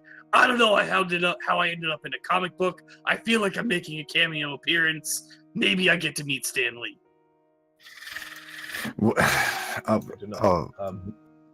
Well, like you were saying, I'm sure we don't all need to go to this, right? I'm sure we can trust you with them and maybe a couple of others, right? Okay, yeah. No, not me. I'm good. This is sort of, and he's gonna like point to Dinah. You're the one who was suspicious, so I let Garrett go. All right. No, I do want to to know. you. I'm just gonna be there to he reached out to me. He's gonna hang low around. Hopefully, he's smart enough to stick around my territory. So at least I can keep an eye on the guy. But this general dude, the kid was shaken up. Garrett, he was really shaken up. I don't know, maybe he thought I was still killing him. Maybe this is all a trap and we're all gonna die. But I believe him. They don't trust the prince and something's going on, but something's always going on. All right. Yes. No. I would love to go talk to them. Absolutely. Would anyone else like to join? He seemed eager to recruit people. I suppose I could go. Up to you guys. Wherever your time's best spent. I'm If sorry. you're curious about this. Was this meeting supposed to happen tonight or no? Later, yeah. Yeah, later tonight we're supposed to do it. If I check my phone, do I have any messages from Morgaine? Spira.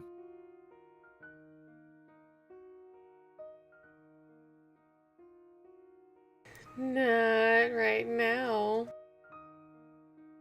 The ST says ominously. Papa.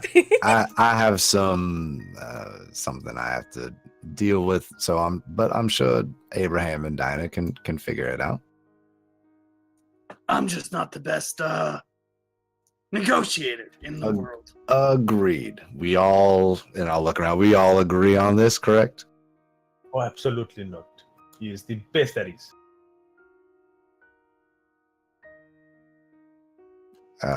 All right then. So Dinah and Abraham, you guys, do you need more to come with you? I can push back plans maybe, but if you guys feel you can go talk to these nice I believe gentlemen. I don't need the only backup I would need perhaps is if they are trying to kill us, but knowing you, I do not specifically think that is your area of expertise. So Yeah, if they have, you are free to if they want to get into a card game, we'll be sure to call you. or a race, Or a race, if yes, there's or a some race, kind because- of race happening. I will definitely not be the one driving. Well, all right then. All right, so it is Dinah and Abraham are going to follow along with Theo later to go see the general. Rebecca and Luther, I do have other stuff for you later. I was gonna say Luther would have pulled Rebecca off to the side and say, like, I have something later on tonight However. that we can get into. Before we leave, I Perfect. will also say, Rebecca, I will get with you later when I am done with this to have the discussion you wanted. Sure, but it better be like a whole date now. I expect a buffet, maybe Lobster. a steamboat ride. A steamboat ride would be nice. Do you like Not lobster, garden- crayfish, crawfish. Get some of them mud shrimp. Crayfish. That's what I Crawdads. said. I said crayfish, then crawfish, then mud shrimp. Crawdad. No, they're just Crawdads. crayfish. All right. They're crawdads. To wrap it all up, let's get some other music. What do I got? No, that's too spooky. That's too much. Did you say too spooky? Like jazz thing? No, it wasn't spooky. It was too sneaky. Like Okay. I don't know. It's pretty spooky. Spooky. no. I don't Waiting want for an answer, Abraham. Do you like I know. gardens? Huh? Do you like gardens? This is important for the story. that works better. All right, Bjorn. Yes. I prefer to ride in them over walk through them. You head straight for Uriah Travers' cabin in the woods, as it were, hoping to maybe catch him off guard, because the whole thing about Travers is that it is very hard to find him at home if he doesn't want to be found. But you're on a mission. I don't mean to say this to suggest it, but out of curiosity, because you're going to be going through a bit of woods, do you use celerity?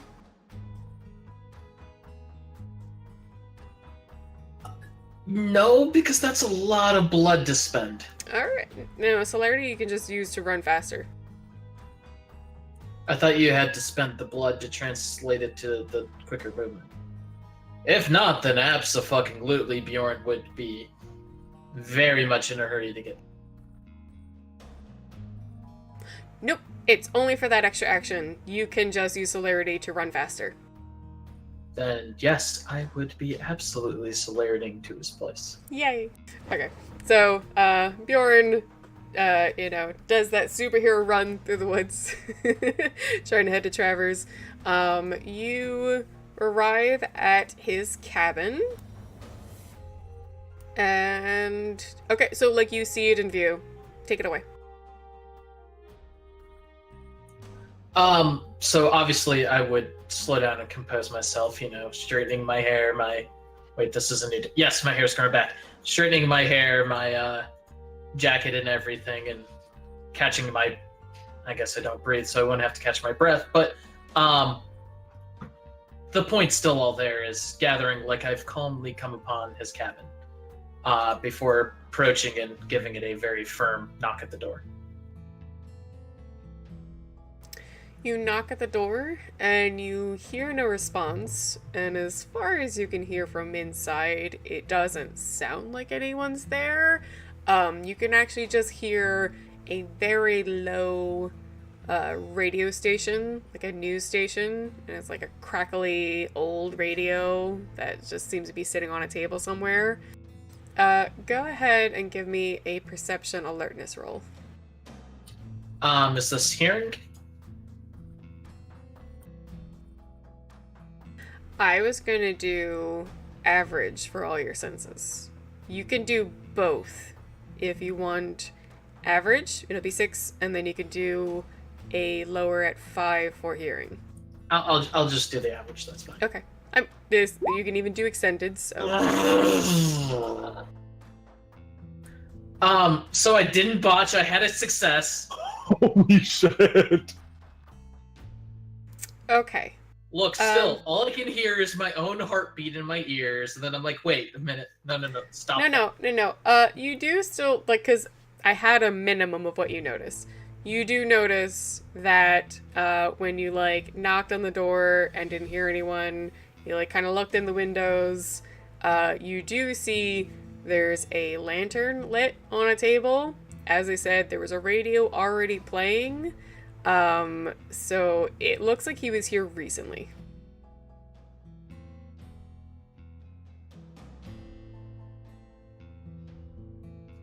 All right. So I'm going to knock again at the door, and in a loud voice, just kind of, Uriah, please say something if you don't want me to let myself in. And I'm gonna roll another perception. Nope. Hold on.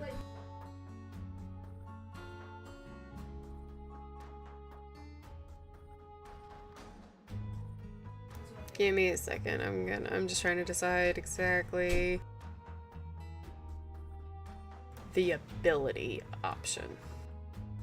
There's sometimes like you know like someone would roll, but like there isn't necessarily a talent. That makes sense.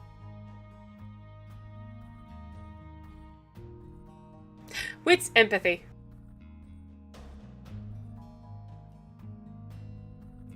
That's a good one.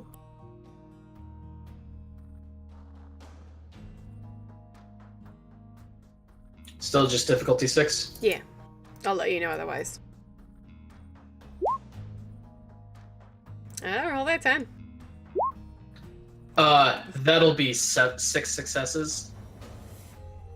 And for shits and giggles, okay, if it kept exploding, I wouldn't go. But yeah, 6 successes. Give me all the empathy. All right, so the thing is, with Uriah Travers, is that he's hard to find if he doesn't want to be found, especially for most people. But you have a little bit of a connection with him. He kind of likes you because you're a gangrel, and he even just, kind of connects with you on certain levels. The fact that you will sit and listen to him ramble about Lupin, you've gotten to know this guy a little bit.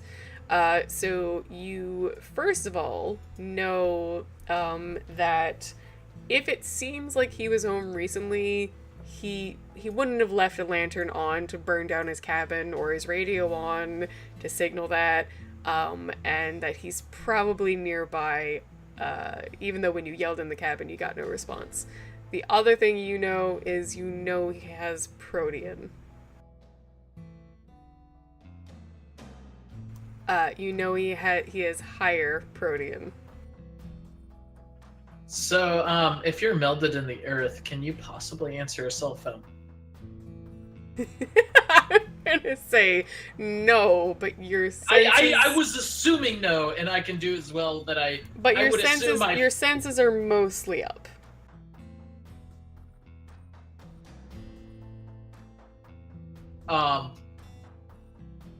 With kind of a dejected sigh, I'm gonna sit down. Actually, no, you can make one more roll. Do perception survival.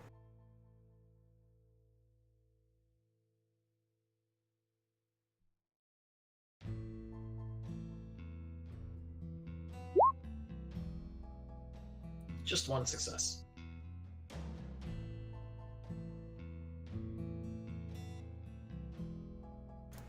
Alright, not a lot, but you put your hand on the door, you feel even like vampires don't have a lot of heat, but you can kind of just feel like it feels like, maybe it's like it was barely closed, like it was quickly. You look down on the ground in the dirt and where the leaves are, it does look a little disturbed. You're having a hard time finding like a perfect track. But you can see from his front door, it looks like someone at least quickly, can't follow it perfectly, but they ran left. What I'm going to do is kind of dejectedly pull out my cell phone and dial Uriah's cell phone number while kind of walking in that direction. And when I get to voicemail, I'm going to very, very loudly just be like, "Hey Uriah, I know this is really, really last moment, but it's really important, and I would really appreciate if you could sit down and have a discussion. I met with some of the lupine earlier," and just kind of ramble from there.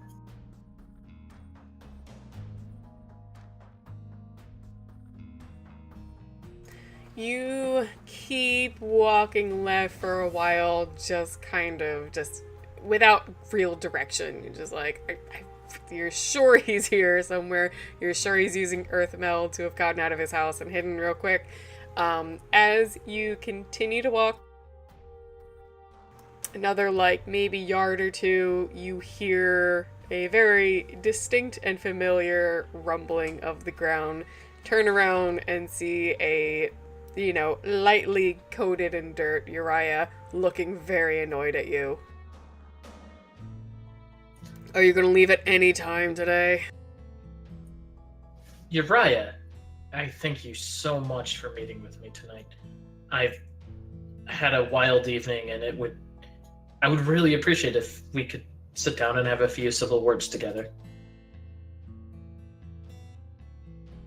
He basically shakes like a dog. Kind of he even bends over a bit, on his hands on knees, and shakes to take off some of the extra dirt off of him, and starts walking back to the cabin without looking at you again, and says, "Only 'cause it's you."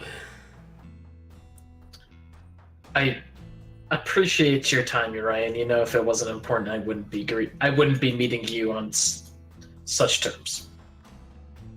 Yeah. He opens the door and heads inside, leaving it open for you. I follow in and let myself in.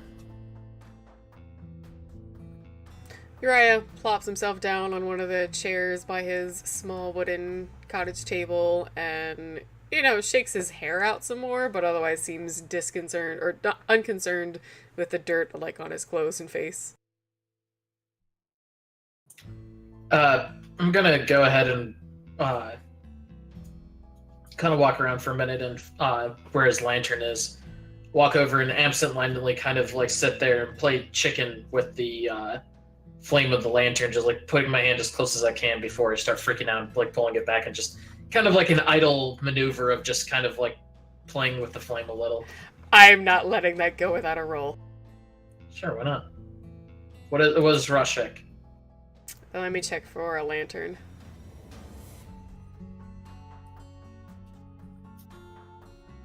Five. No, is it what's the roll? Is it courage, self-control? Courage. Difficulty 5? Yeah. I want to see you jump out of the cabin ah! Oof. No successes. Woo! Bjorn tries to show off being all Really? cool. A lantern is difficulty 5? Sight of a torch. Bjorn tries to show off a bit, playing with Uriah's Travers, maybe gets his hand near it a couple times, but his one finger gets a little too close, feels the genuine heat of that fire, and he jumps fully back, knocking over the chair that was behind him, and you can go ahead love elder vampire. You can go ahead and adventures. compose yourself now. Uriah has a look on. He doesn't have. He's very got a. Sorry, he has a strange sense of relating to people, due to being a hermit and Malkavian and all the other things. But you can see this weird look on his face that almost looks like humor, just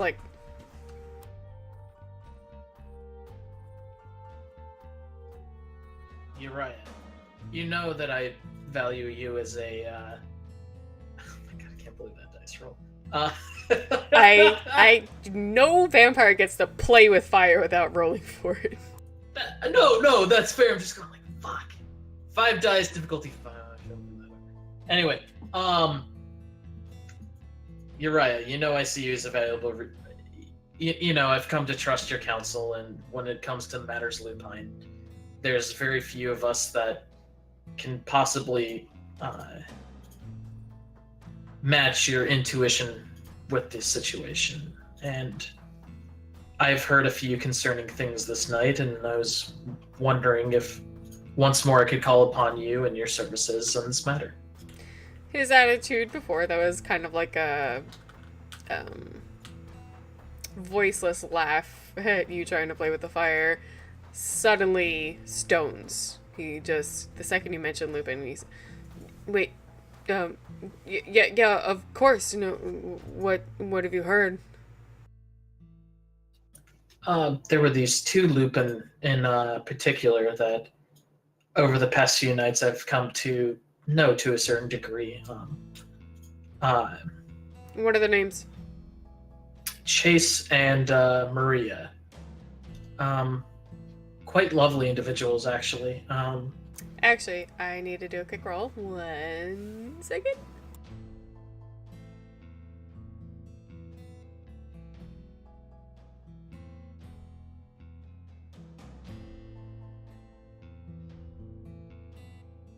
Okay, yeah. He nods quickly at that. Yes, no, I've talked with them before. As far as I understand it, they're the 2 that their clan, I forget what they call themselves actually, but their clan have put forward to help speak with our kind, your kind. Say that one more time. Wait, what? What part? The very last thing is kind, our kind. I'm sorry, I just got mixed up Uriah into thinks he's an abomination. I know. Okay. Yeah, so Maria and yes, they were quite lovely individuals, but they came to me with some disturbing news. So I was wondering if you had heard anything about. He just sits silently, waiting for you to give him details. I mean, I'm happy to roll like perception, empathy, or something, but is there any sort of, when I start talking about those names or something disturbing going on from a kindred perspective, does he tell? Are there any particular tells or emotions that cross his face? Without even rolling, like I said, he is excited the second Lupin are brought up. You'll have to ask me after you say more. You haven't said anything else, really.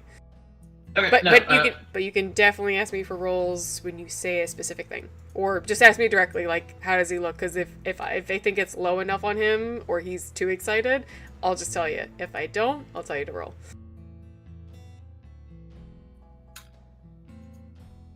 The Lupine came to me with an issue that they were hoping that I could solve for them.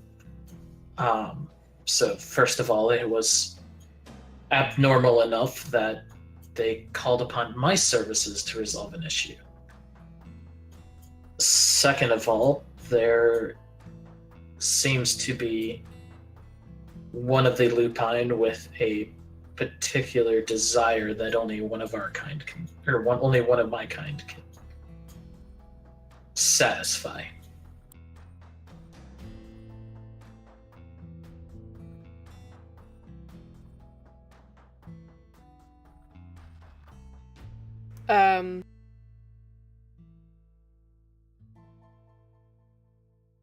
I was thinking about rolling, but I'm gonna say by his stats, Uriah looks like you see on his face a look of potential understanding, but not sure he knows what you mean. So he looks like kind of that squinted, like, huh?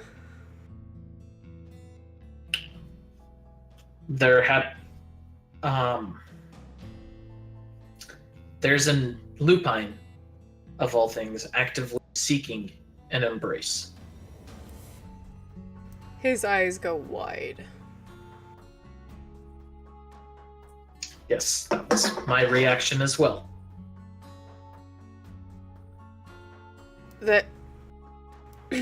That's surprising.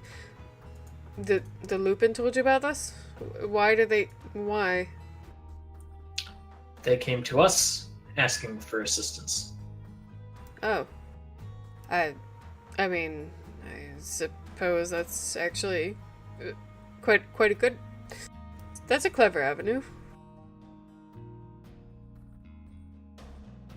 I assume they imagine that, we know, or I and my friends know more kindred than they do, which makes it natural to, if they were to hunt down anyone specifically willing to make the embrace, that we would know best. Travers thinks for a second and says, "Well, do you have any more information on this person?" No, I don't at the moment. I have a vague description, and without showing him the picture specifically, I'll give him the description of the person. Real quick, are you avoiding the name? Oh, did she give me the name? I don't Yes, remember. that's okay. That's why I wanted to check. You do have the name. It's Samuel Haight. Samuel Haight. That is correct. That name. That's fine. No. That's why I wanted to check if you were I'll avoiding give him telling the him. name. I'll give Okay. him the name. Just be like, the Lupin's name apparently is Samuel Haight. And you also describe what he looks like? Yeah, give a vague description.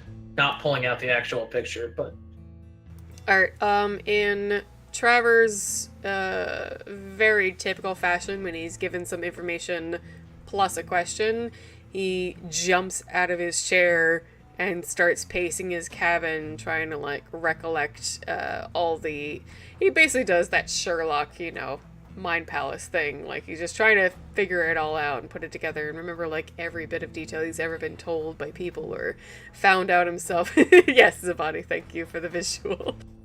And I need to make a roll.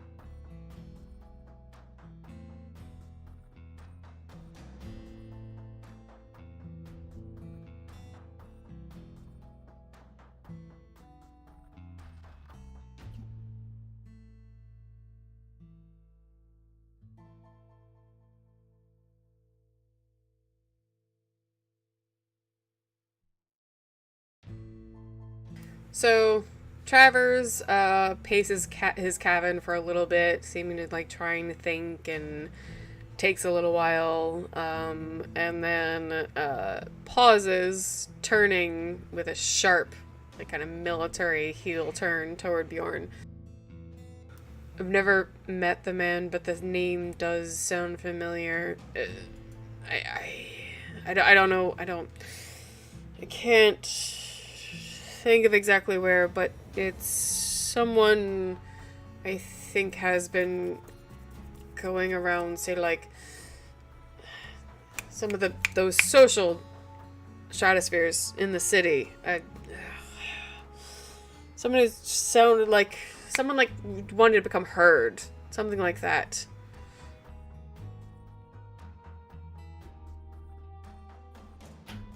Someone who wanted to be heard?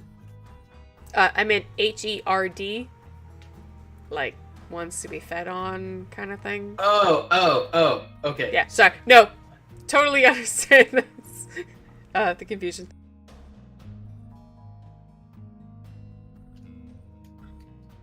And do you know specifically any of these locations he was frequenting, or anyone specifically he was trying to talk to? Travers continues to pace more, trying to like piece things together in his mind, keeps like snapping his fingers and like brushing his hair. A little more dirt falls out of it, and he just tries to remember that one club. What's the name of it? The Royal. I think I heard about him there. You know, so many kindred go to that place. That's where I get a lot of my information. He was there. Who is he talking to?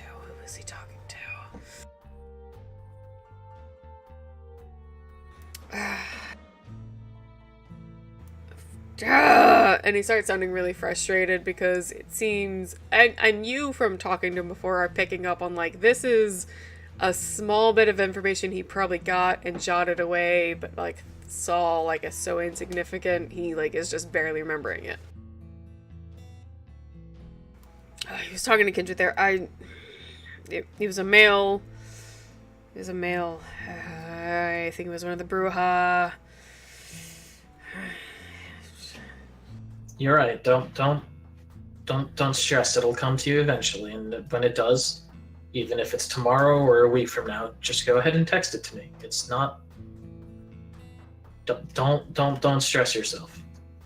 He paces a moment more, but finally sets himself back down in the chair he was sitting in and nods at you.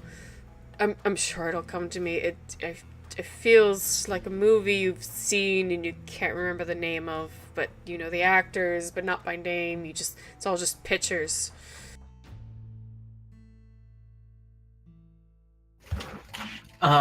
Is there anything else you can think of that might particularly be useful for me? A guru looking to become an abomination. All I can say is hope if he, meet someone for it, he doesn't become like me.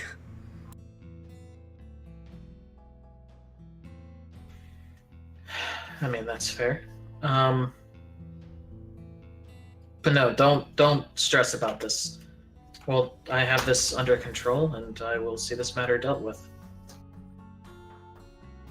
Yes, Bjorn, and he reaches out toward your arm, then freezes and pulls his arm back quickly. Please, I know it can be difficult to reach out to me at times. Let me know more about this. I'm very interested. I'd like to help. I know you would, and I'm sure everyone would be very appreciative of. The more you can help, the better recommendation, or the better I can sing your praises.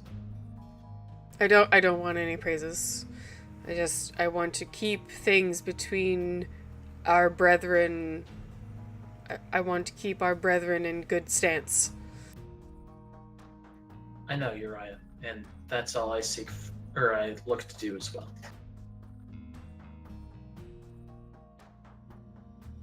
Uriah walks over to the lantern you were kind of playing with and blows it out. The cabin is now incredibly dark. There's like just that kind of like shadow. You can see the basic silhouette of things, and he nods at you. Bjorn. Uriah, thank you for your time. And with that, I'll just kind of get up and let myself out. If he doesn't have anything else to say on the way out, I'm going to go ahead and text Theo. Just, did you happen to head over to Abraham's? This, time-wise, to let you know, will definitely be like after Hector has left, but about the time frame where like you guys are still all together. Yeah, I'll just text Buon back. Yeah. My response, we're getting shit-faced. What did we decide to do with Hector? We just sent him on his way? Soon Yeah. you guess. Okay, yeah, I don't... Rebecca marked 2 pieces of his clothing, Yes. and And I Dinah framed gave him mine. second blood bond, and he still has entrancement for at least a few days. Alright. So, I yeah, thought we were copy. giving him to the prince. I don't know when we. Okay, yeah.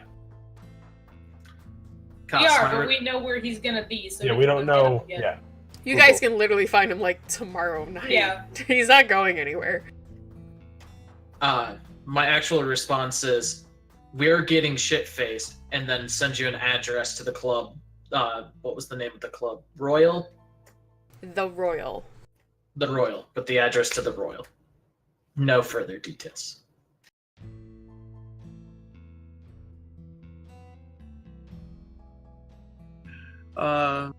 He won't text back either. But And you would beyond- know that usually means he's coming, and probably not in the way you would expect. Probably gonna do something really dumb because you didn't specify anything. I didn't specify anything. Bjorn doesn't know what to expect, so he's going to let Theo be the unexpected. So, not to so much recreate New York by Night's, several episode single nights, but a lot is going on in our players' lives. So, next episode, we will in fact be following up on Theo and Bjorn have a bit to talk about this new revelation that Bjorn has. Theo will probably be talking to a few people in the group about this Garrett thing before it has to happen later that night. Abraham, you're a part of that. Rebecca and Luther are going to be heading off on their own for some certain shenanigans. Some of it hasn't been revealed yet, but will be. I was gonna ask. I'm not sure if Rebecca ever said yes or no to that. She did. No, she did. Yeah. Sorry. No, you're good. You're good. So, this is a single night that is going to take a couple games to get through, but I can promise it's going to be a lot of fun. I have so much I had written for tonight that we didn't even get to. So that always makes me really excited. That always makes me excited as an ST. I'm like, no, the fun starts. But other than that, let me say thank you to everybody who comes out and watches our games live and everybody who watches us on YouTube. We really appreciate you guys coming out. We appreciate you on Twitch being a part of the live chat. We love your comments on YouTube. It's so awesome to hear from you guys when you say, a scene you love. It's great to hear that, and we know what you like, and we'll, incorporate that in the future. Besides that, Down below should be links for our Discord. Come hang out with us. We talk about everything under the sun, including, of course, tabletop role-playing games, as well as the Twitter. If you're on Twitter, I always announce games, especially new ones, when they're getting them started. So follow us there. And I think that's about it. Tune in Friday for 9:30 p.m. EST will be our next D&D game. Got that going underway. And I know we've had a bit of a wonky schedule recently, but I think next week we will have a full roster of games, Monday, Tuesday, and Friday. So we love you so much for enjoying the games and hanging out with us. Bye-bye! Bye bye.